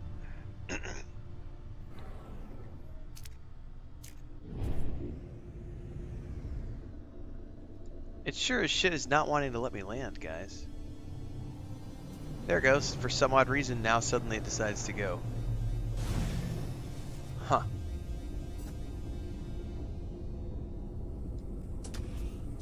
Okay. Oh, you can claim the Iron Vulture from across saves? Oh, well, that'll be cool. So I can keep this as my...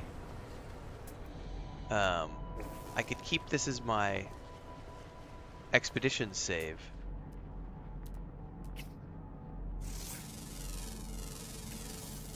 Alright, we are after a predator on this planet.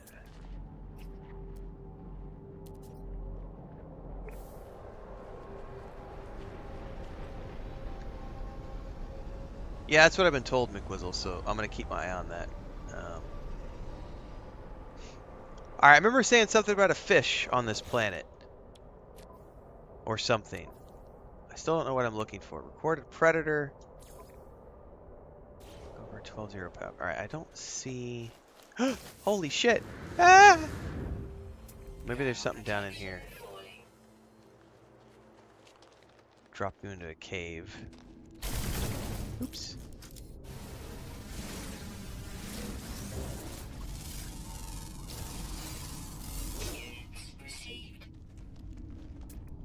Any other critters down in here? Yeah, where was this cave when I was looking for a cave system like an hour ago? And getting lost. Alright, I don't see anything under here.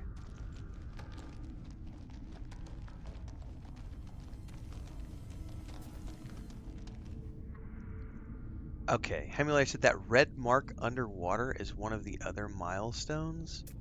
What red mark underwater?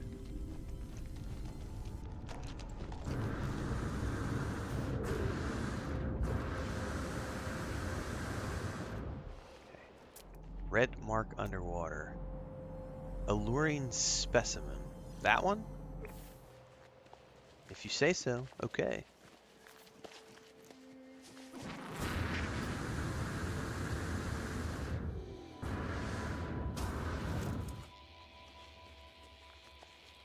The predator on this planet is an eel.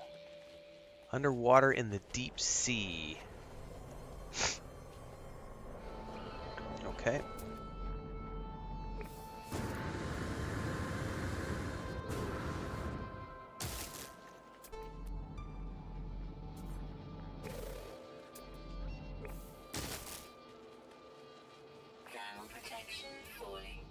Where's that thing at? It says it's 18 away. It's underneath me? Oh, there it is. I'm gonna have to mine down to it apparently.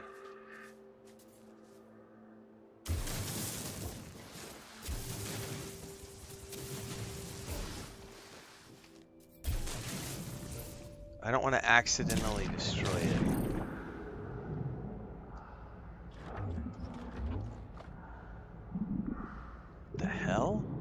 Dude, this looks way too much like a plant that's gonna eat me if I get up too close to it.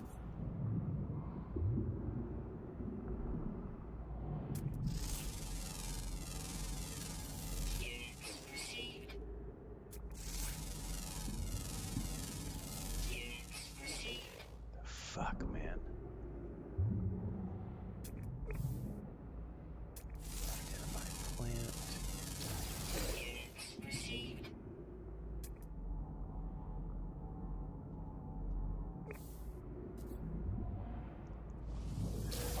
Caseonite. Abyssal horror detected. What am I supposed to do with this thing now that I'm down here? I don't have an advanced mining.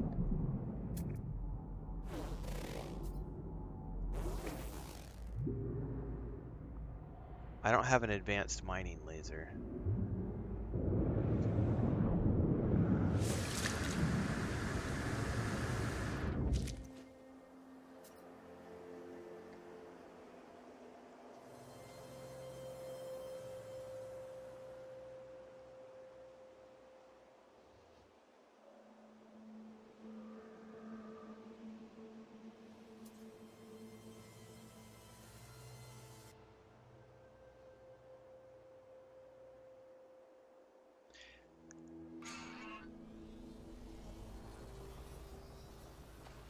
So I'm supposed to spawn something here is what you guys are saying? Mine around it for some space. This one's bugged out. Yeah, it totally looks like a sarlacc, man. That's what I was collecting the bulbs on it. I only was able to get 2 off of it.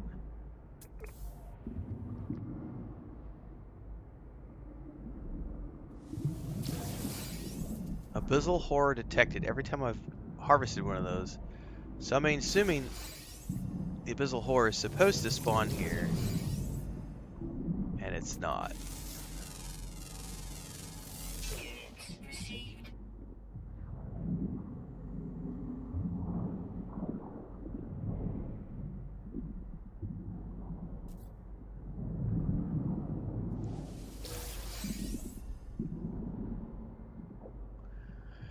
It spawned in the terrain. Best leave it too cramped. Spawned in the rock. Alright. How did I get in here? Somewhere at the top of this is my hole.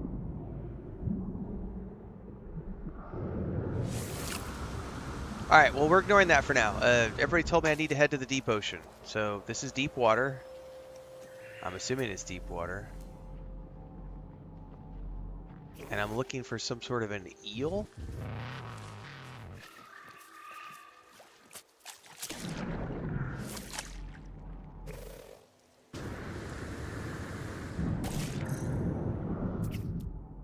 Oop, there's something over there.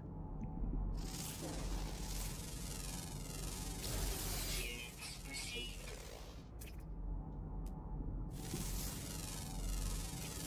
Units received.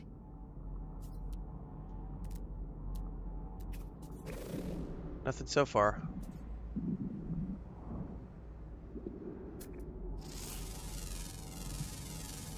Units received.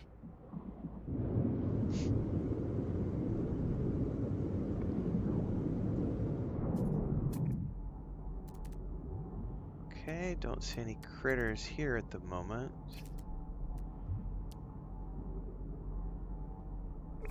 I'm assuming if I don't find it here, I need to go to like a different location on the planet. Just for out of curiosity.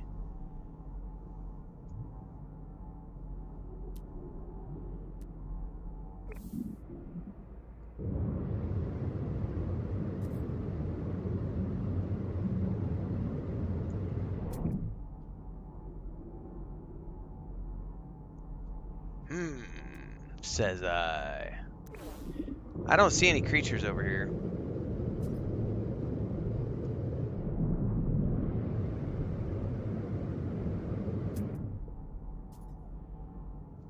The visor does not guide me, no. I'm in a lake, someone says. So I have to go to... How do I know the difference between a lake and an ocean? It's a rare one that can take some time to spawn. Ew.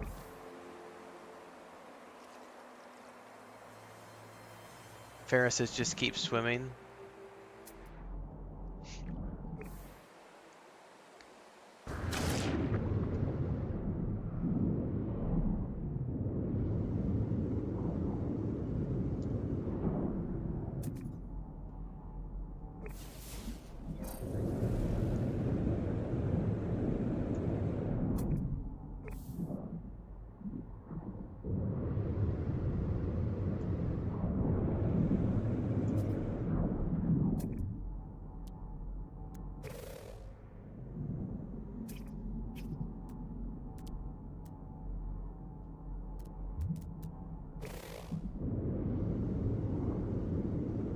This place looks really creepy when you're down here in the red, man.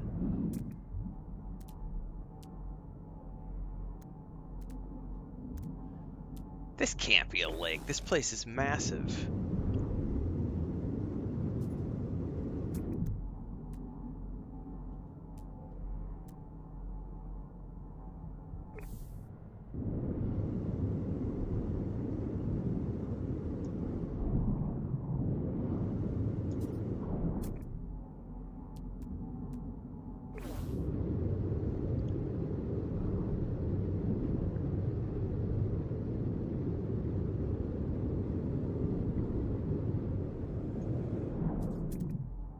Oh, I got something over here.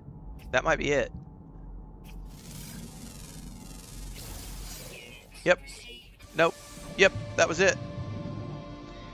Fuck yeah. Alright. Sweet. They gonna eat me? I hope they're not gonna eat me. Let's get up and out of here. Phase 3 done.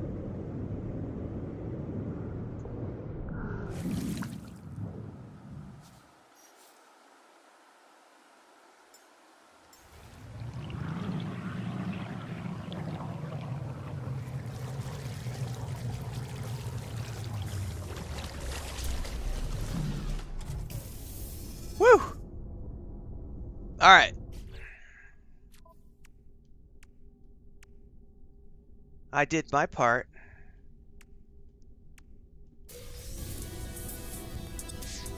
Just combat scope. Thanks, everybody.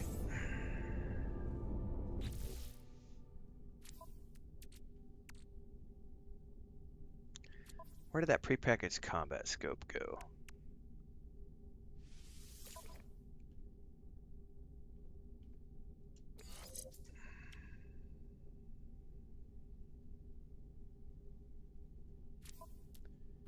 Okay.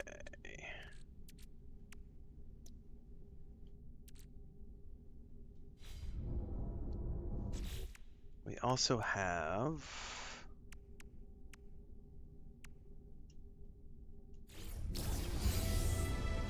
I got Chitin Spurs customization.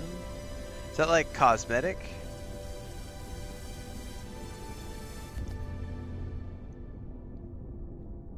Oh, being in the ship defaults the rewards into the ship inventory?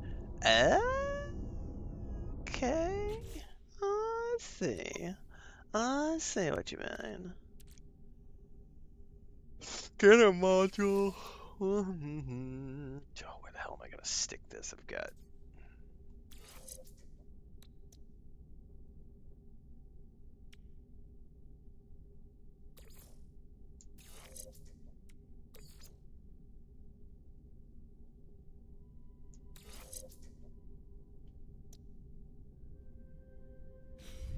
Hang on, I just saw something else I need to get in there.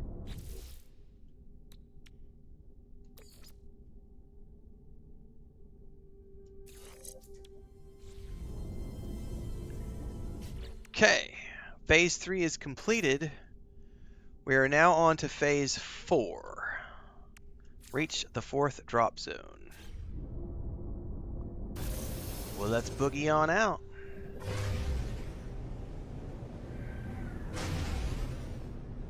Dude.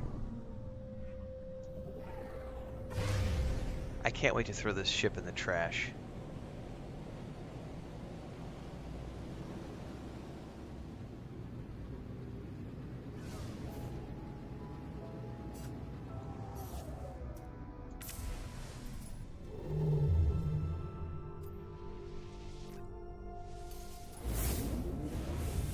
Off we go.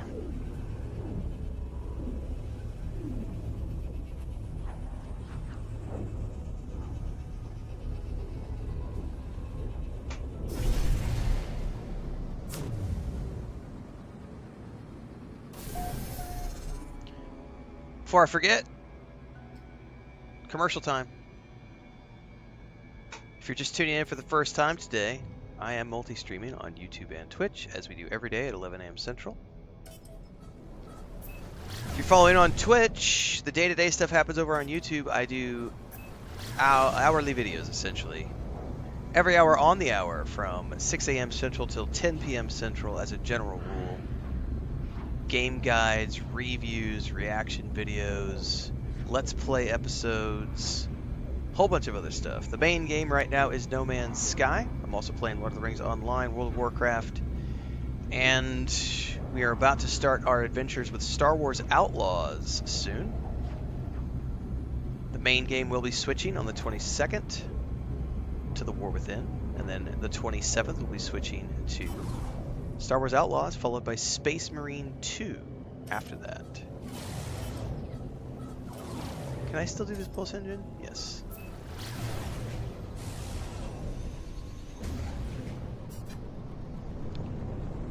But as far as the live streams go, watch where you prefer, because we do stream in both places. I play Lord of the Rings Online on Monday nights at 6 p.m. Central, World of Warcraft at 6 p.m. on Wednesdays, which will be tonight, and then Saturday nights at 6 p.m.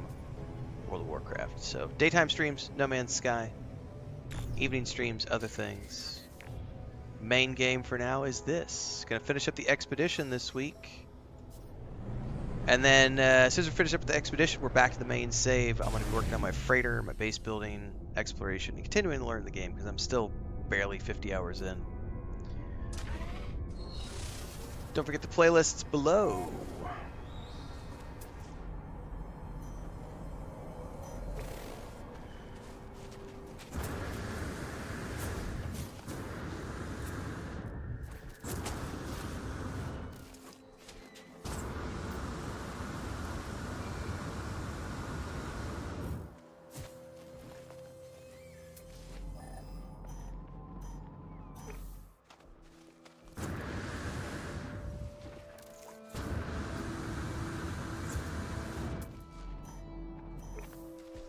Oh, we're gonna grab you.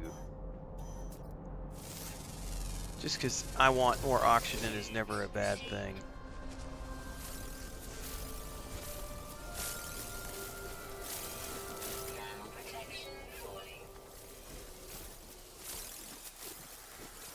Oxygen-rich pod pad. This is awesome.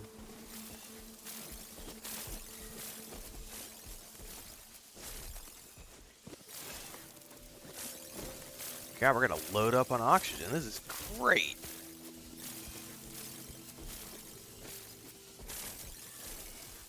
We might get 3,000 oxygen out of this.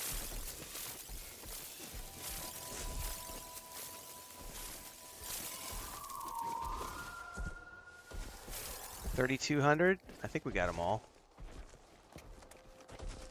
That's a nice find.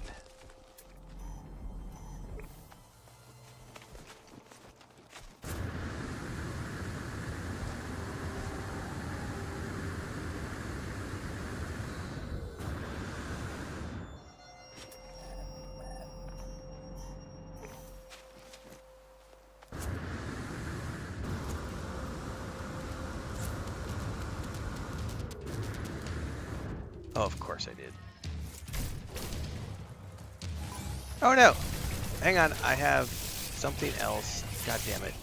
Shit, I've got sentinels on me now too. Not what I wanted to do. Crap. And I seem to have replaced my switch Alt B plasma launcher. There we go. I gotta go hide. I don't wanna have to deal with the sentinels.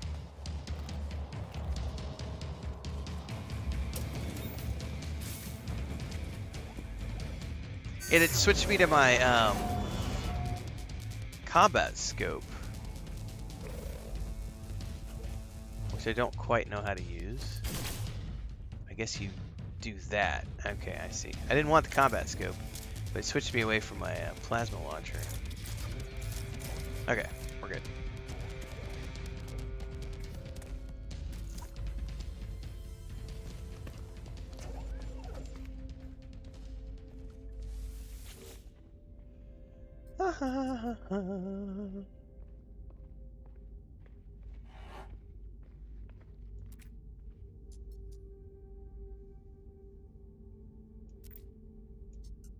Congratulations on securing the drop zone.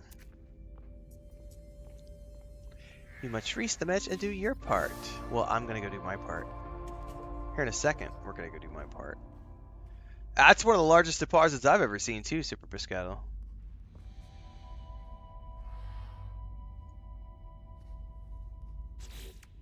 Okay, collect the reward.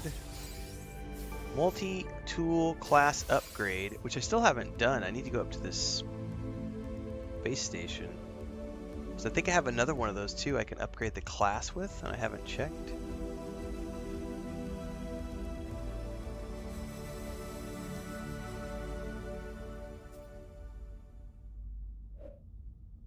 Oops. I know something I want to do out here really quick though.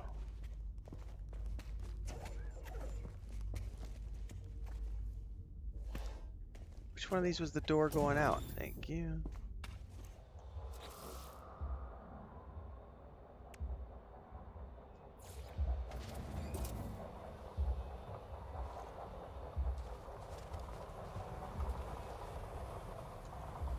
How do I use this? Exocraft summoning station.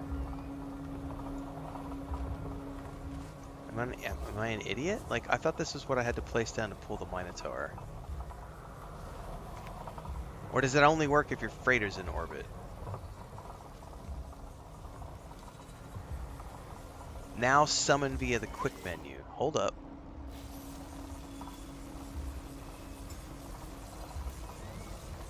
Summon exocraft. Okay, thank you. Now, do I need to pick this up before I leave? Do I need to pick this up and bring it with me? I'm assuming I do. And is he going to then stay with me when I move to the next location?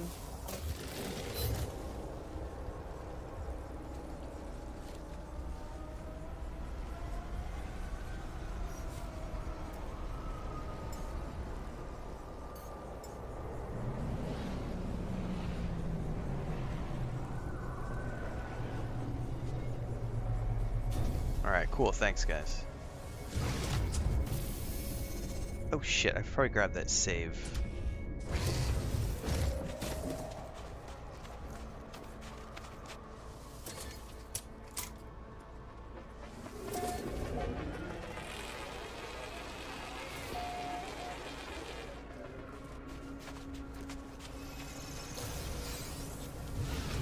Alright, launch fuel.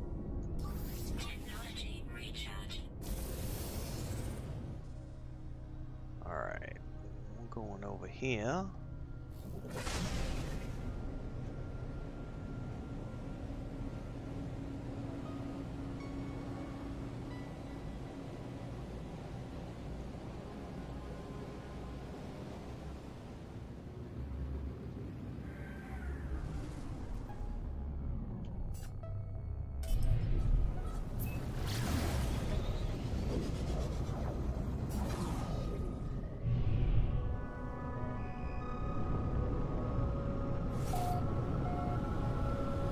Stravisan says you have to repeat that process.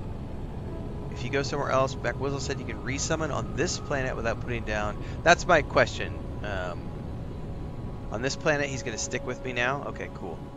Alright, let's slow it down. Is there a landing platform here? I don't see that there is.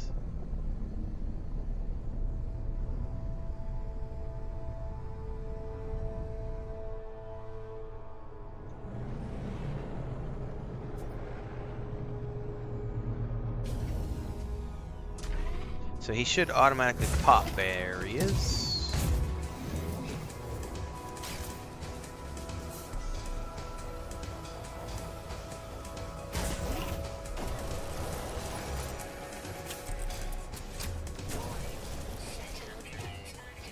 Shit, I got Sentinel drones on top of everything else.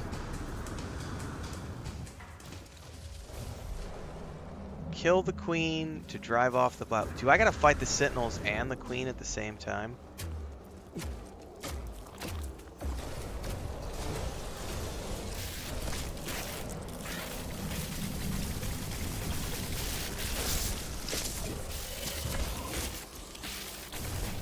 Alright, run away! I need to recharge my my plasma launcher. I don't know how to do that from here. Life support, oxygen. Are we gonna get damaged? How come I didn't see it? Here I see it, plasma launcher, but I don't... How do I get over to it? Oh, it's all the way over here. Okay, that's how that works.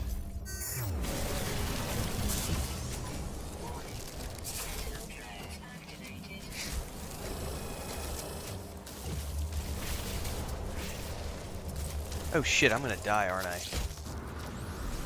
Because of the sentinel drones. Ah!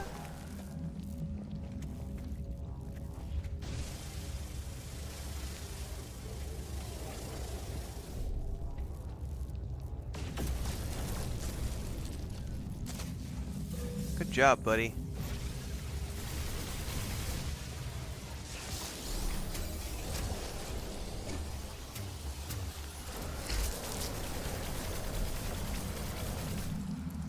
Alright, let's go hide again.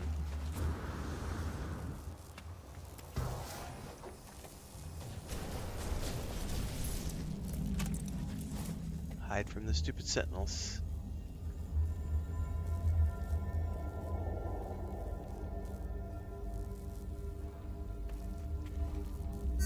Alright, I've had multiple people tell me health terminal on the wall. What's the health terminal? Is this a health terminal? What does a health terminal look like? So that I'm conscious of what I'm looking for. This is a health terminal. I was unaware. The past 2 streams, people have yelled at me, get the health thing, get the first aid, get the health mod, or whatever. I didn't know what it looked like. Now I know what it looks like. Okay. Alright, cool. Alright. Groovy. Read the intel.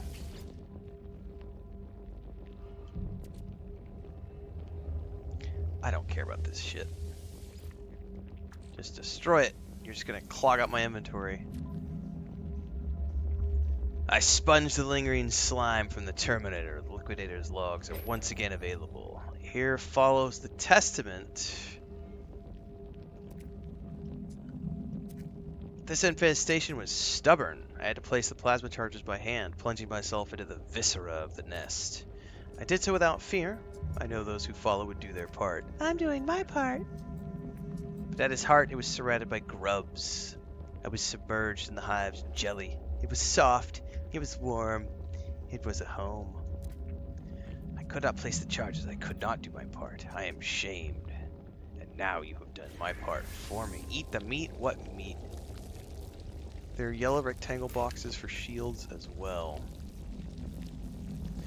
Yeah, the hoarding instinct is gone. Screw that nasty slime. It's just taking up valuable inventory space. This one I'll take.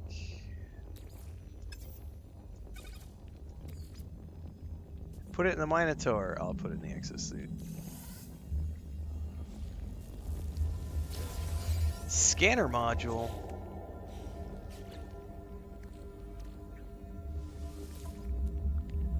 Like I have more space.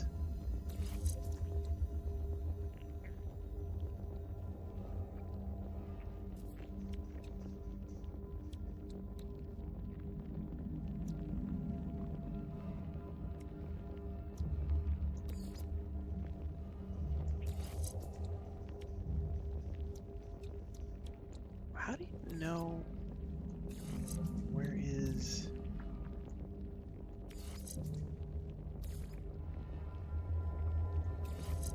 Well, I'll sort out that later. I was trying to figure out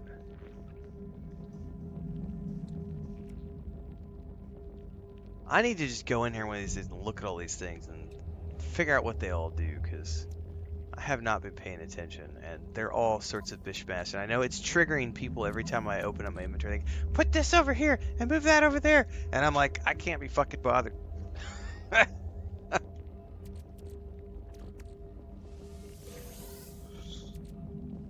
I really can't be bothered. But I'm gonna have to sort it out at some point because I'm losing. I don't have enough space for everything. All right, let's collect that reward. Oh, thank God I'm gonna get more multi-tool. Yes, please.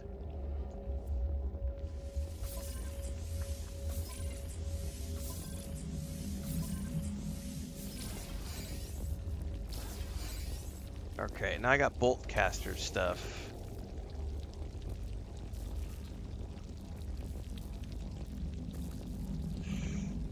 Little white boxes near save points. Okay.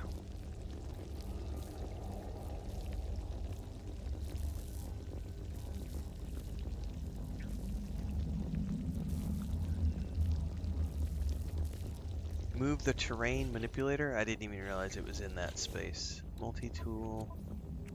Terrain manipulator. Which one is the terrain manipulator?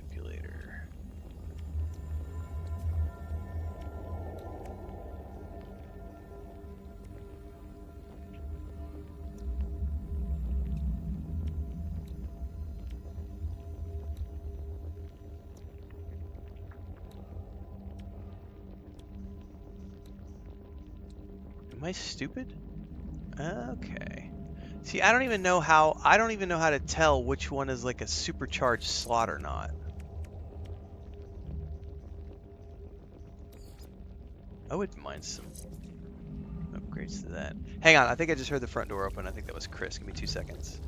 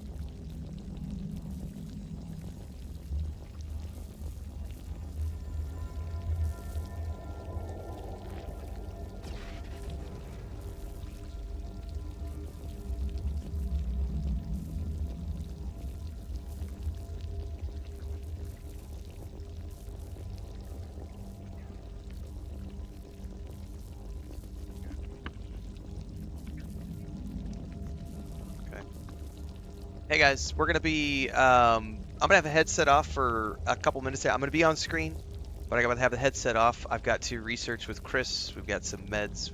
I wanna take a look at some stuff for our cat. So, give me a couple minutes here. Like I said, I will be on stream, but headset off.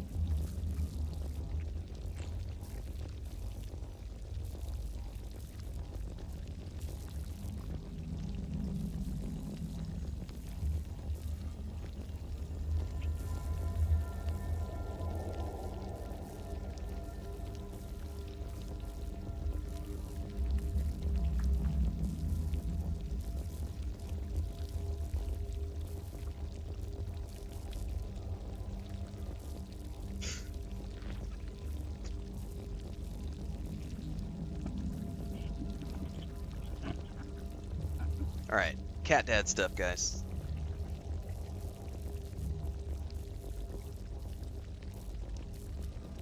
Getting some antibiotics and anti-inflammatories for him. Alright. Dun, dun, dun, dun, dun.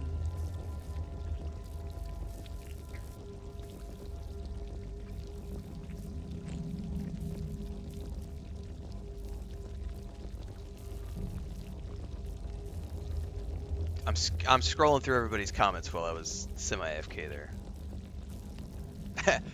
At least I didn't have to reorganize my inventory after the changes to No Man's Start. Yeah, but I've played enough MMORPGs over the years. Lord of the Rings Online, EverQuest 2, EverQuest 1, World of Warcraft. I've been through patches. You log in and you've got like 7 years of talent trees to respec, and it sucks every time, every game.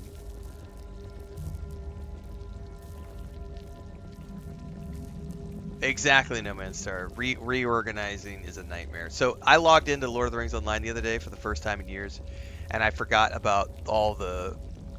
I've had those accounts since launch, and there's like 17 years of 18 years of anniversary rewards, and I was going through trying to like clean up inventory space, and I accidentally clicked one of the armor packages, and all of a sudden, boom! Like 15 pieces of armor in my inventory, and I was like, no, now I have to find somewhere to put all this shit, because I unboxed it by accident. It sucked so bad.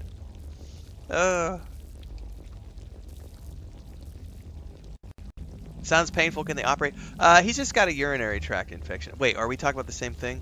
Never mind, you were referring to the Atlas Stone comment. I thought you were talking about the cat. I was like, no, I don't think he has an obstruction. I think it's just a urinary tract infection right now. Yeah, just an old man. It's got a light purple square. My confusion is, how do you tell what it looks like when there's something on it? Oops, I clicked the wrong button. Like, oh, I see what you mean. It has a light purple around it. Otherwise, I know what it looks like right here. That I know what it looks like, because it has like the teal green. What I didn't know how to determine is what it looked like when it had something in it. So now I understand that. It has the light, like a purplish blue outline. Alright, let me double check again with Chris, guys. I need to make sure that she doesn't need help giving him his meds. She was mixing it real quick.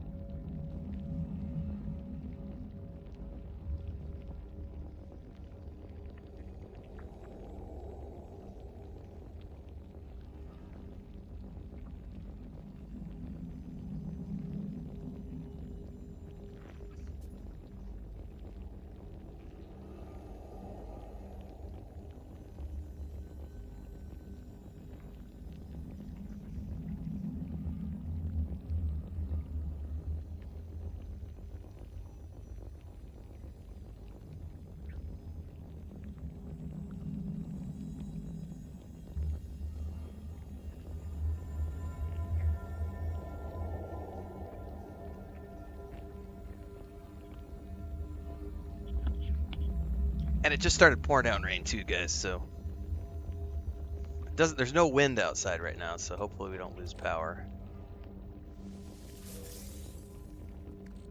I'm gonna say prepackaged bolt caster I'm not gonna use because I don't like bolt caster as a weapon. Okay. Okay. Okay.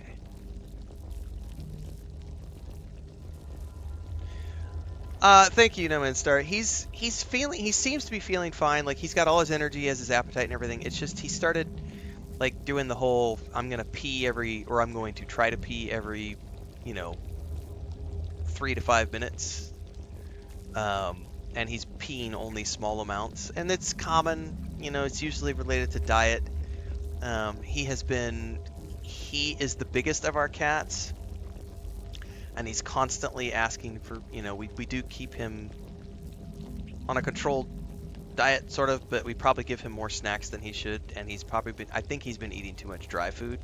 We do try to mix it up. We cook a lot of, like, we have 9 cats, so we have a lot of animals, and we have a bunch of chickens on the homestead here, so they usually get dry food in the morning, dry food at night, and then in the daytime we give them Chris cooks chicken, hamburger, like they get unseasoned like bits and things. They have a pretty good diet, but I think he's been eating too much dry food, and he doesn't like to drink water. So I think what it is I think he hasn't had enough liquids, and so he got a urinary tract infection, is what we suspect. That's what the vet suspects. So Chris just came home with an antibiotic and a anti-inflammatory that he's going to be on for a few days. And hopefully that's it. We'll know more. But he doesn't seem to be, you know, he's irritated and upset and grumpy and wants to go outside because he's peeing every few minutes, but he's being better. What's up? What happened?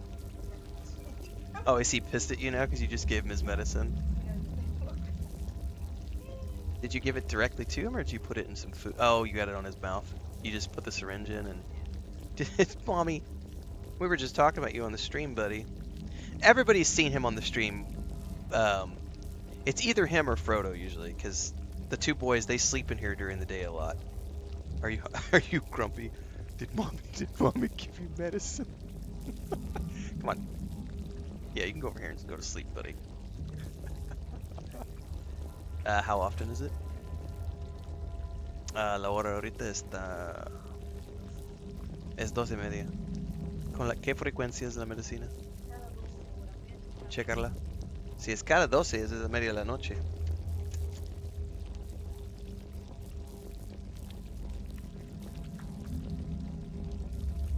Did mommy give you meds?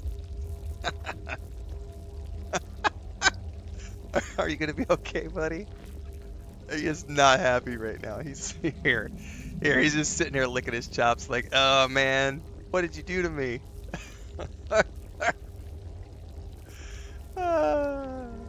That's funny. Poor guy. I think it's the first time he's ever had medicine in his life, other than like dewormer and stuff. He hasn't ever had any problems, knock on wood.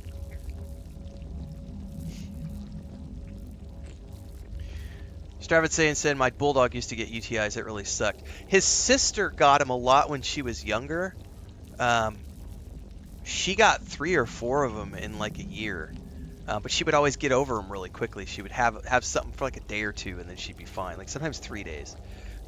Today was his second full day, so we decided to go just head it off at the pass and go get meds. Because he started... Yesterday was his first full day, but he woke us up the night before, like the middle of the night before last. He started at like 3 o'clock in the morning or something. He started like wanting to go to the bathroom like every 5 minutes, and then that continued all day the day before, and then all day yesterday. And then we thought he might have been getting a little bit better yesterday because he was sleeping a lot and he didn't go to the bathroom as much. And then this morning I woke up and I was doing my morning routine, and he went to the litter box like 15 times, and I was like, okay, you need meds. So we got him on meds now. He's a good boy. He's a big boy. And he's the one who bites your hair and pulls your hair in the middle of the night. He'll get up there, and he the first one is he always kind of gets a mouthful first, and once he's sure he has a mouthful is when he fucking yanks, man. You feel better, Smeagol? Gracias, Seba. No Man Star says our Maine Coon mix gets them occasionally. She doesn't drink enough either. We had to move the water to the living room. Now she seems to prefer it. That's a good idea, is to try to maybe get another water container and see if he likes it somewhere else. He's also stressed. Him and his brother are stressed because we used to just let them out at night and let them just roam freely in the nighttime and keep them in during the day.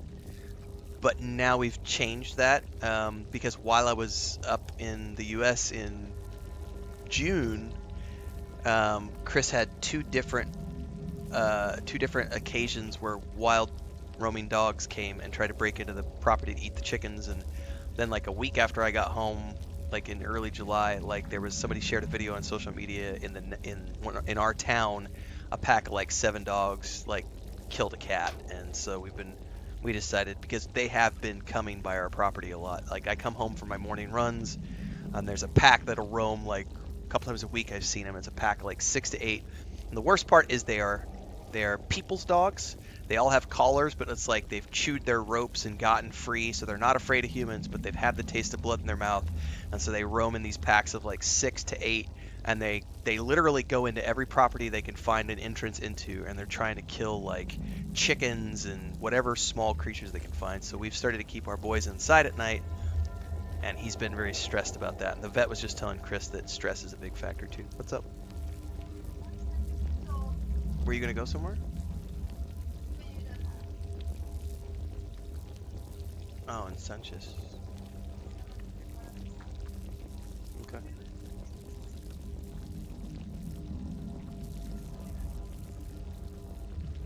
Pues las antibióticos tardan 2 o 3 días para tener efectos. Sí. All right. Dip. What were we doing here?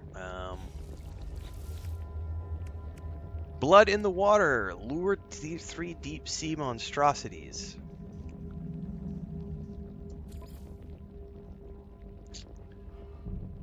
Many terrors lurk in the deep sea where they use alluring oh, that's that alluring specimen you guys told me to get, but it was bugged. Use the galaxy map to locate systems with ocean planets while swimming. Identify them with the analysis visor. Do we have to do it while we're swimming?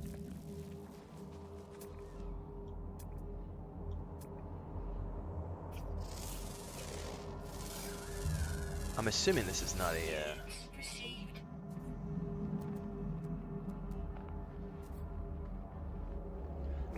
Oh, I know what we need to do. Somebody told me earlier and I spaced it out. Here, let's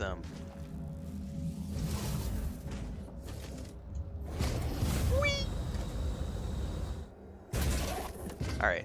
Inventory management really quick, guys. I got too much shit.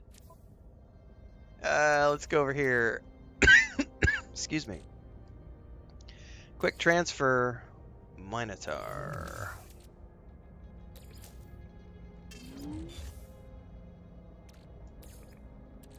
Actually, I should probably only do the boltcaster stuff. And not the,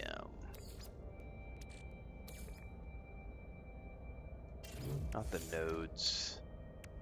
Those are the only 2 things, right?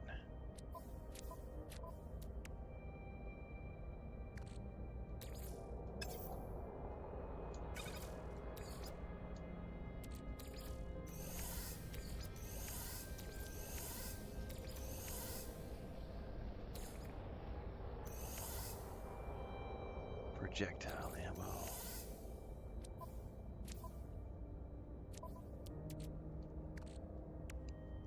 Alright, that gets us there. Feliway? What is Feliway, No Man's Star? Yeah, I remember that emulator. The one that bugged out. Should I go back to that planet? Because that one had an ocean on it, and I don't know if I'm going to find one here.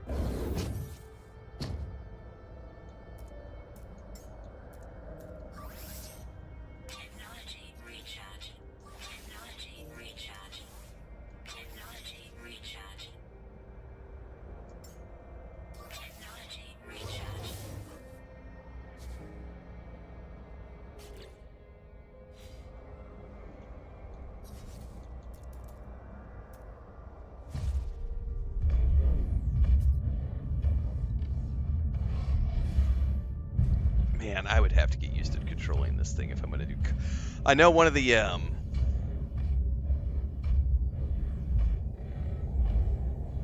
Yeah, I do not like the first. It sucks. I love first person, but it's such a beast of a thing to control around in first person. Because I know at some point I have to kill a bunch of mobs while in this thing. Hmm. Inventory management is the final boss. It probably will. I just need to fly up out of here, emulator.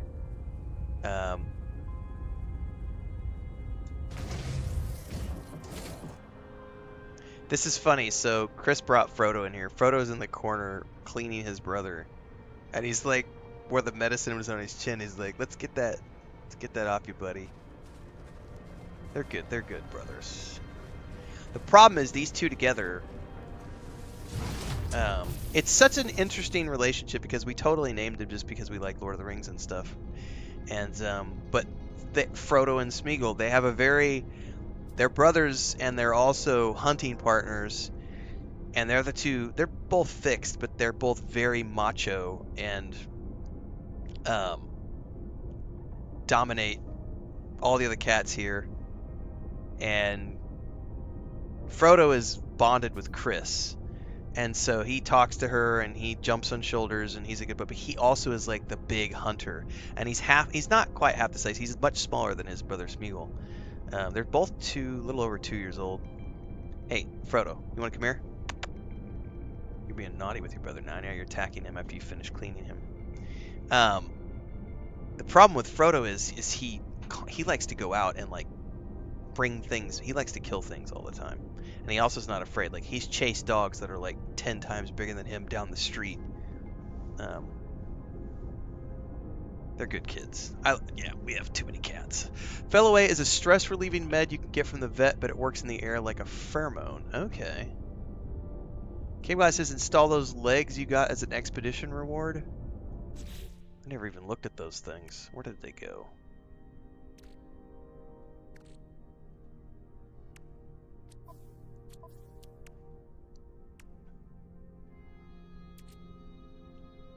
Oh, they're probably... Hang on, I know what you mean now. Left arm... Engine and mobility. Yeah, but I don't have the quad... I don't... That's gonna be crafting. Alright, let me get out of here. We need to find a water planet.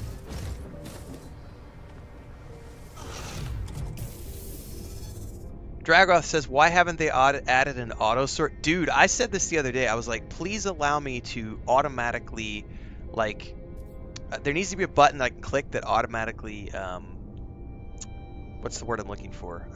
Puts everything in a better place. Sorts. Well, sorting isn't really what I'm talking about either, though. But, like, an auto management system where I click a button and it moves everything. Because, like, right now it's very cluttered and messy and they're all over the place, you know, right here. It would be great if I hit a button and it just put them all up top on the top row. Like, it's got to be sorting. It's an auto sorter, right? Why not Gollum? Well, when he was a baby, the interesting thing is when Smeagol was probably 4 months old, he got into the kitchen sponge, like a sponge that you used to wash dishes with, and he got it's the only thing we could think of that he got down his throat, and he was coughing, not a lot, but it was like we started to think that he might have asthma or something. We took him to the vet. The vet's like, he doesn't have asthma. He's probably just got like a hairball or something. And then we discovered like sponges that had little bits and pieces missing from them. We're like, it's got to be. He's the only one that's going in the kitchen at night and doing. That's got to be him. He's getting into the sponges. So we had to put all the sponges up. And so for like 6 weeks, he was running around the house and like every few hours he'd be like, like cats do when they have a hairball or something. And we were joking that he's converting to Gollum in front of our eyes. Come here, Frodo. Come here. Come here. Do you want to come here? Yeah. What are you doing? Why are you all wet?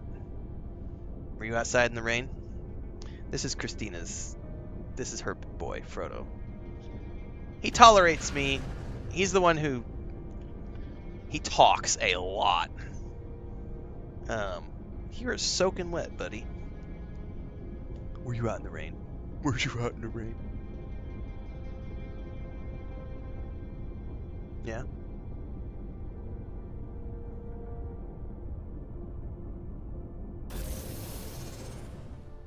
You want to go out? Come on. Oh, it's really raining outside, guys.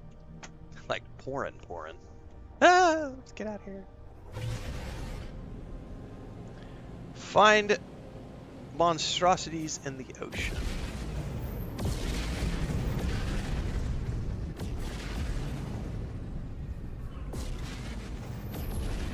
That's a cool looking ship. I would much rather have that one. I know, I heard it. I just opened the door because Frodo's soaking wet. He was fighting with Smeagol, so I took him out. That's not an ocean planet, right? Frozen planet. No, I need like an ocean planet. Ooh, look at the way these align. What's beeping at me, guys? Something's beeping. Oh, it's the communicator. I don't care. I don't care about freighters on this one. That's for my main build. Hot planet.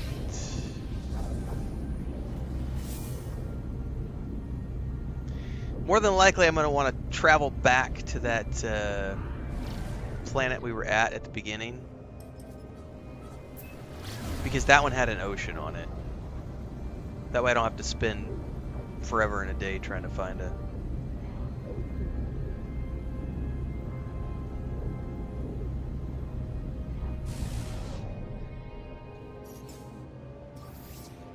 Technology recharge. Oh, that's a violent planet. Hold up. That's definitely not it. So, let's go to the space station and jump back to that first planet we were on, because that place definitely had an ocean. Your boy is named Tyrion? Man, that's a solid name. Food testing says planets are always nicely grouped together. I haven't found that to be the case always. I have found it to be the case sometimes. Sometimes they're all over the place. Yes, a filter would be great as well, Dragoth. Like a filter and a auto sorter and a filter would be amazing.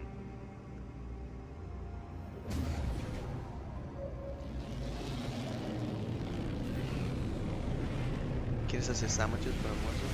No. Sí. En un rato.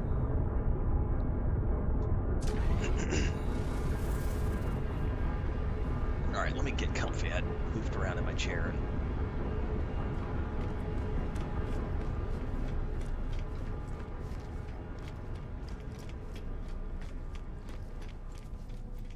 Deathwalk says there's a button that highlights certain types in the inventory.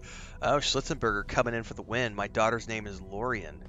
Dude, that's going deep, man.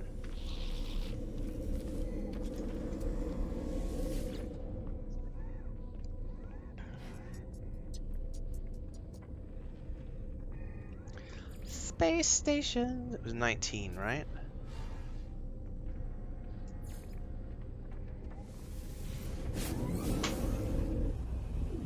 Oh shit, I gotta pay attention to the time too.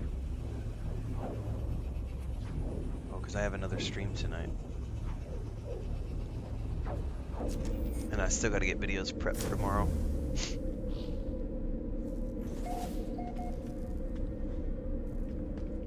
Alright. What else do we still have on this?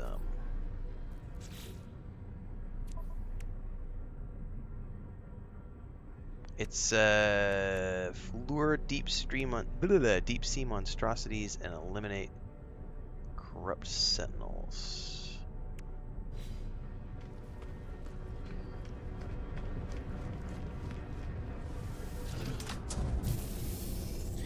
Dragon says in the beta the planets rotate around the sun in each system, and Plico complained that it was too confusing. Because sometimes it enters a system and the planets would have moved around. That's badass. Seba says, I want to see a Space Show series. What do you guys recommend? Star Trek, Battlestar Galactica, or Stargate? Have you... Okay, before I answer that question, Seba, have you seen any of those? Have you seen any of the Star Trek, Battlestar Galactica, or Stargate? Because I have... Yeah, I have a solid answer for you, depending on what you're looking for. It's a scorched planet. I gotta go find where this place was again. No, what are you doing, buddy? What's up? You want the chair, don't you? So can I please have the chair, Dad? Do you want to go up here? You want to stay with Dad? You can stay with Dad. Don't. No. Suéltalo. Suéltalo. Suéltalo. No. Cable no. Your brother has destroyed 2 of these headsets and they are not cheap. What are you doing? No, don't scratch. So he's, he's obviously feeling good, but he does have, just a UTI. Okay, hello. He's going to pull my hair. Oh, there he goes. There he goes. Just watch, guys. He already grabbed me once. He's going to pull my hair pretty good here in a second.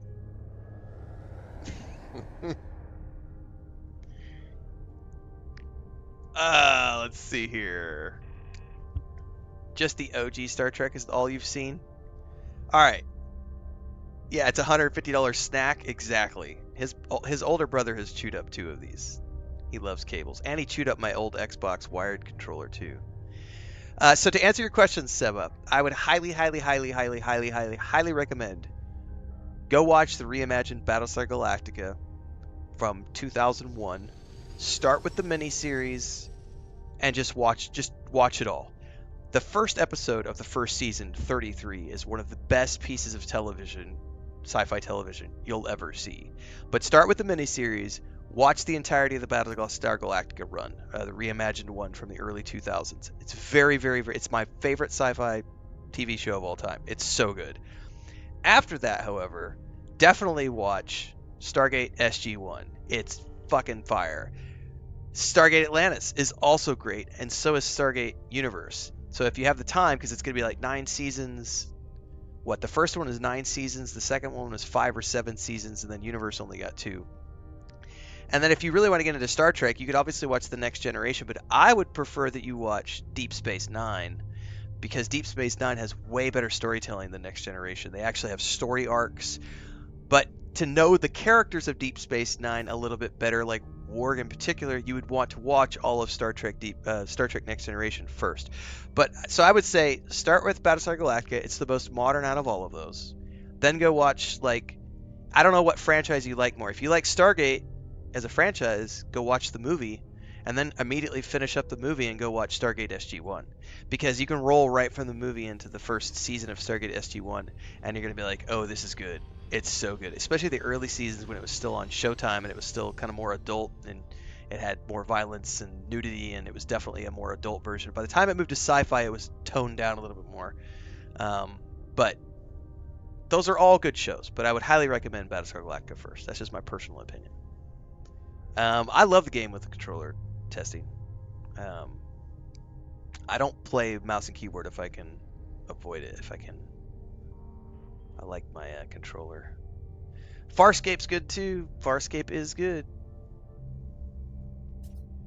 It's a frellin' good time, man.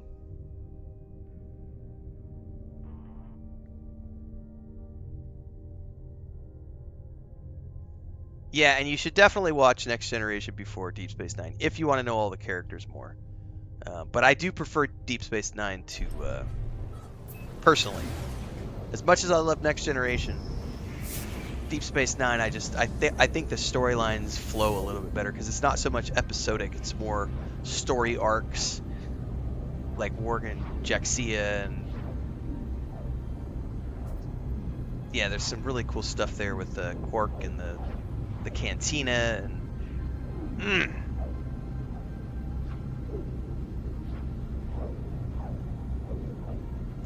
you have an autographed Gigi Edsley pick in full Chiana gear. Ah!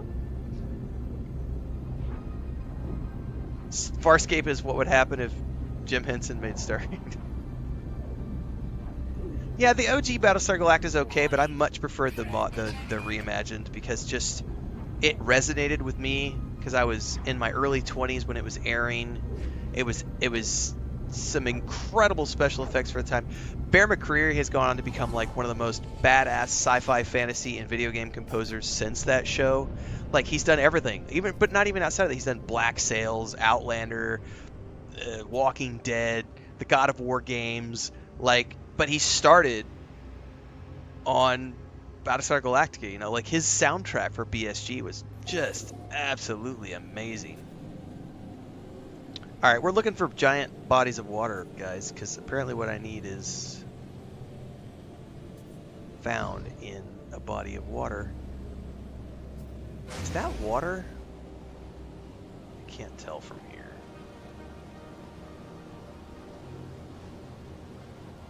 The Expanse is good. The Expanse is really good. It's my second. Like, if I had to pick a show after Battlestar Galactica as like a really good sci-fi show that's like gritty, realistic sci-fi, I would probably pick The Expanse. Incredibly well done. But that's more of a hardcore. It doesn't have. How would I say that? The Expanse is also, by that point, they'd gotten away. Oh, here's another consideration also to think about, Seba. Well, see, Babylon 5 is, for storytelling, Babylon 5 is amazing. I've watched it twice. I cry at the ending every fucking time. But the special effects suck balls, so you've really got to love the story to get past. But, like, Londo is, like, one of the coolest characters you're ever going to come across. Just... Yak, my boy. Like, just... He's such a cutthroat politician.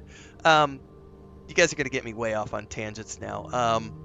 Seba, something to think about. If you're limited on time, here's another thing. Star Trek, like, The Next Generation was back when they used to do, like, 24 episodes for a season. Battlestar Galactica is, like, 13 episodes per season. Same with, like, I think The Expanse was, like, maybe 13 episodes per season. So, thinking about, as an example, Star Trek The Next Generation has, what, 7 seasons with 24, 25 episodes per season? That is a lot. Same thing with Stargate SG-1. We're talking 24, 25 episode seasons. If you don't have a lot of time and you're looking to watch something in a condensed run, watch the more modern shows like The Expanse, Battlestar Galactica, that kind of stuff, because you're going to be watching like 10 to 13 episode seasons, as opposed to the other ones, which are going to be like 25 episodes, which is twice the size, which means twice the time if you're limited on time for how much time you have available to watch stuff. That is an ocean right there, guys. That is definitely an ocean, I think. It's nighttime, so it's kind of hard to tell here.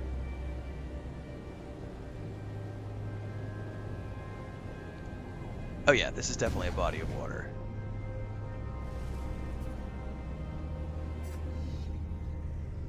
I could talk sci-fi shows all frickin' day. So when Chris and I were dating years and years and years ago, I used to watch, at one point in time, and this is before I was doing streaming for a living and all this other stuff. I used to follow at any given time 20 to 25 shows at any given time. I just used to watch episodes. That was my thing. When I was a kid growing up, it was books. As I became an adult, it became TV shows, because there's just some amazing sci-fi and fantasy and just great television out there, period. And then we entered the era of streaming, and there's even more shows that are just really, really, really, really, really, really good.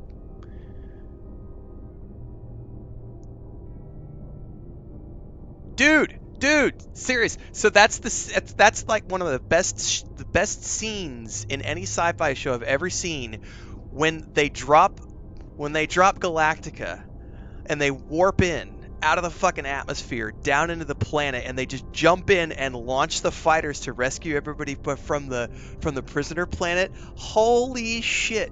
To this day, that's like one of the coolest scenes I've ever seen in a sci-fi show, because you're like oh, that was such a good, I got goosebumps just thinking about that.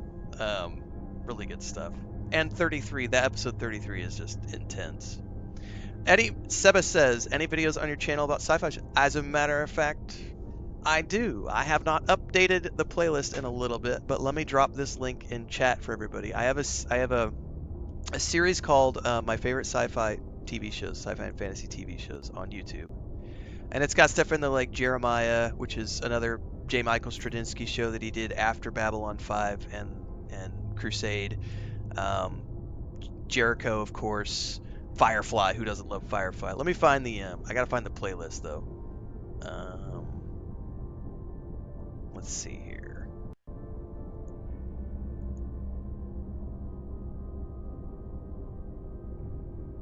I am a brown coat. I just, you know, I love all. It's easier to see bodies of water from space, says Dribrom. I gotta find this playlist. Hang on, guys. You got me sidetracked. Content. Playlists. Now I gotta find it. Like I said, I haven't updated it in probably 6 or 8 months, so I don't remember. I also review films, so I have a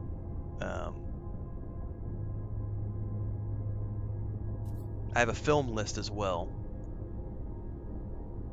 But in the film list, I do a lot more than just sci-fi and fantasy. Like most recently, we did Kevin Costner's Horizon Chapter 1.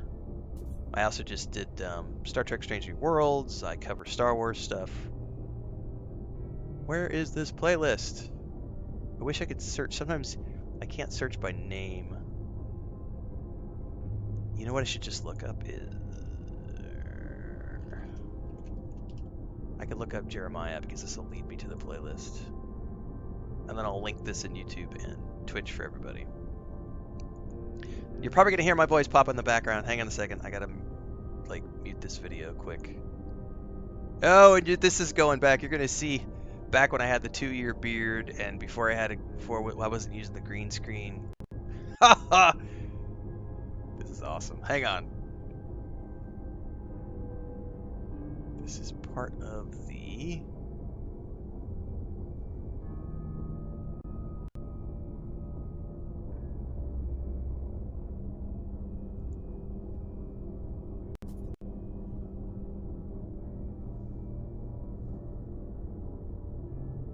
Well, now it's not wanting to load. Hang on a minute.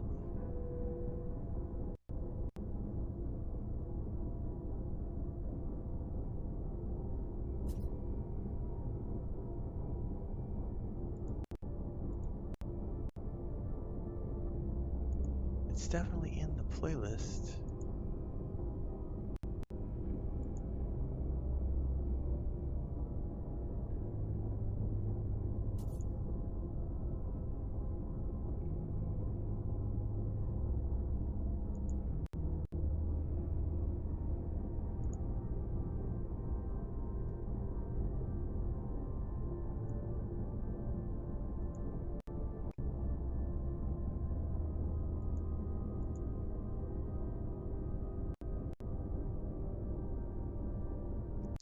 Well, I cannot get the playlist to load the way I want it to. So unfortunately, I don't know what's up with YouTube. It's not giving me the playlist to link to.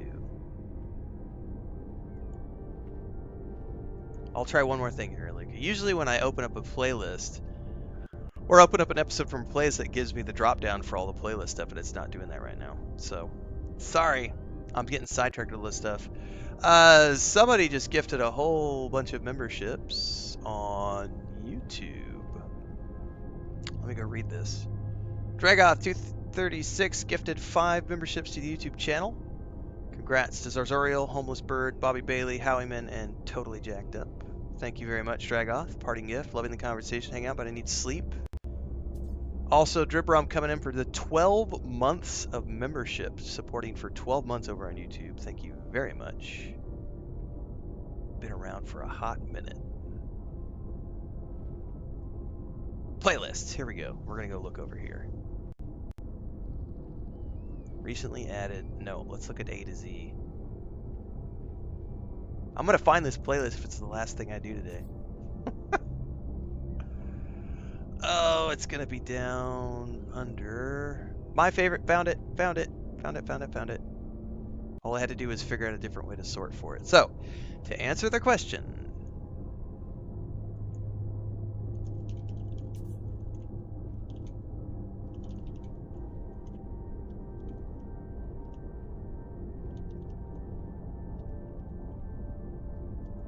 drop the playlist there in YouTube. I'm also going to drop it over on Twitch for the people who are watching over on Twitch. That's the playlist. It has not been updated for a while. When was the last update I made?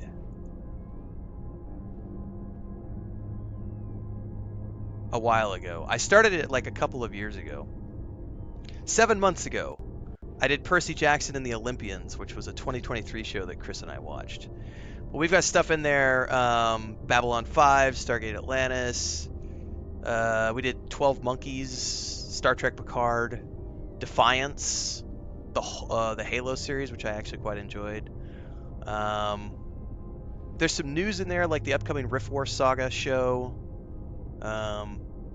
J. Michael Straczynski was working on a reboot to Babylon 5, and then unfortunately got canned when the CW got bought out. The Sandman, which we watched recently.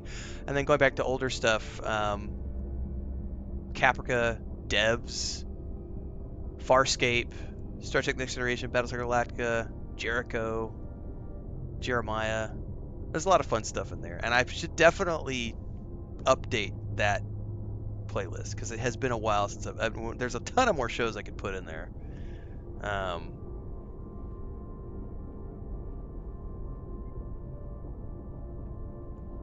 My wife likes fantasy more than sci-fi. I probably like I like my sci-fi a little bit more than my fantasy.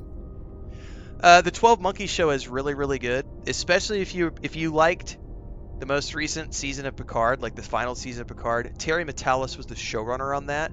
Terry Matalas was also the writer and showrunner for 12 Monkeys across its run. Very, very, very good show. There was a period of time where I was doing a lot of Canadian shows, so it was like I remember watching La Femme Nikita, and then directly after La Femme Nikita, like a bunch of the actors from that show went on to star in 12 Monkeys, so I just rolled right over from the Canadian version of La Femme Nikita over to, which is with Maggie Q, and then that switched over to 12 Monkeys. And a lot of the cast members had switched over, and I think before that they were on another sci-fi show, which isn't even on my list. It was a time travel show where they like sent this. Oh, she was the girl who was in the Conan movie with Jason Momoa, and I'm gonna blank on her name right now. I'm gonna go look up this name of this show real quick. You guys are gonna get me sidetracked because when I start talking about sci-fi shows, I geek out a little bit. Conan film cast. Rachel Nichols. I'm going to go look up the sci-fi show she was in because this is another really good show you need to watch. Continuum was the name of the show that she did. It was a Canadian sci-fi show.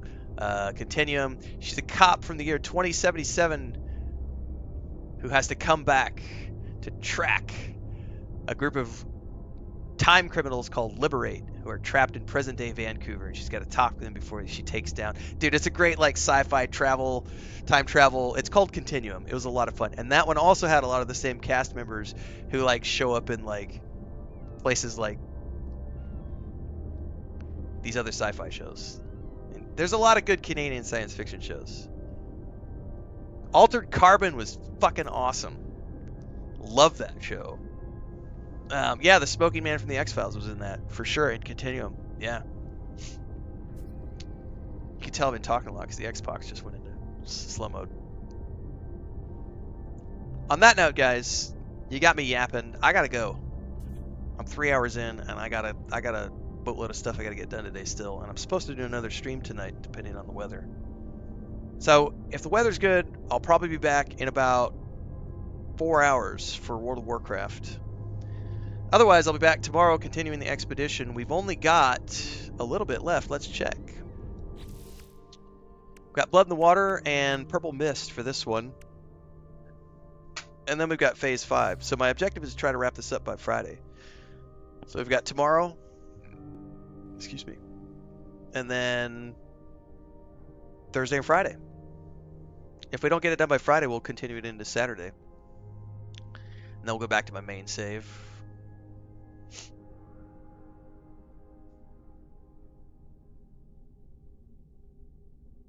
Does your husband have a YouTube channel by any chance, No Man's Star? Because I follow a Canadian leather worker who does a lot of like costuming. I mean, it would be sheer coincidence. I'm just asking that while we're here, because I forget the name of his channel now. I follow his YouTube and I've got him on Facebook. But there's a guy I follow who does a lot of leather work for Canadian TV shows. And I would have to go look at his YouTube channel because I can't remember the name of it now. Anyway. We'll be back tomorrow doing more of this, more of the same. If you happen to catch parts of the stream and you didn't catch all the stream, don't worry. It is coming out in episodic format on YouTube. we started the series last night. There's more episodes scheduled for tonight. So those are broken into 30-minute chunks. So it's its own playlist on YouTube related to the expedition for the Liquidators. And then from here, once I wrap up here, we're going to be going back to my main save, and I'm going to be working on my freighter and my base building and just continuing to learn the game. I want to finish up the storyline and everything else. But don't forget, we're doing this until the 22nd, and then we're switching over and we got World of Warcraft for a few days, and then Star Wars Outlaws, Space Marine 2, and all the other stuff we're doing. So hopefully we'll see you for all the stuff. Once I figure out the new schedule, once I switch over to doing other things for the mainstream, I will be picking a night of the week that I will be streaming No Man's Sky on. It might be Monday night. I'm not sure yet. It depends on how the Lord of the Rings Angmar thing is. Um, and I might end up picking like one day a week, like a Sunday, where I come in and do like the 11 a.m. multi-stream at the normal time for No Man's Sky. But I'm going to be continuing to play this for the foreseeable future because it doesn't look like Light No Fire is coming out anytime soon. And I have a boatload of stuff that I still want to get done for this game. So hopefully you'll stick around for the long haul, everybody. In the meantime, oh, he doesn't, but he does provide leather and stuff, though. That's cool, though. It's a weird coincidence. Homeworld, I tried the beta for Homeworld 3 about 6 months ago, and the controls were so confusing that I said, no thanks. I did. Homeworld 3 looks amazing. The one that just came out like a couple months back or something, but the controls were so messed up. I was like, I'm not gonna try to learn a whole new map of controls just to play a video game. If you can't make it simple for me to play on a controller, I generally speaking don't want to play your game. Like it needs to be something I can just pick up a controller and play with. And that thing was like, I remember loading up the Homeworld 3 beta and it was like, here's these 500 combinations of keyboard combos that you're going to need to learn in order to play it. I couldn't do it. Yeah, there's no way I'm getting it done, Dribberum. That's why we're going to finish the expeditions, and then No Man's Sky is going to be. I'll probably play this the rest of the year. I don't see why not. I mean, it'll take me forever to finish the main storyline, and if it's 100 hours plus to get to the center of the galaxy, it's not like we're in a rush. Light No Fire isn't going to be this year, so I've got plenty of time to get to just do the rest of the things I want to do in this game. Um, as always, it always depends on the viewership and everything else. As long as the views are still good and everybody's showing up for the streams and the videos, I just keep plugging along because that's how I make a living. I will see you guys tomorrow, maybe tonight for those of you who want to hang out this evening. Stay safe. Thanks for the tips, everybody. Thanks for the chats. Thanks for the. I'm always happy to chat sci-fi and fantasy TV shows. It's always one of my favorite things to do. Don't forget, if you're watching on Twitch, check out all the stuff over on YouTube. We got guides and videos and reactions and other stuff coming out all day today. See you guys.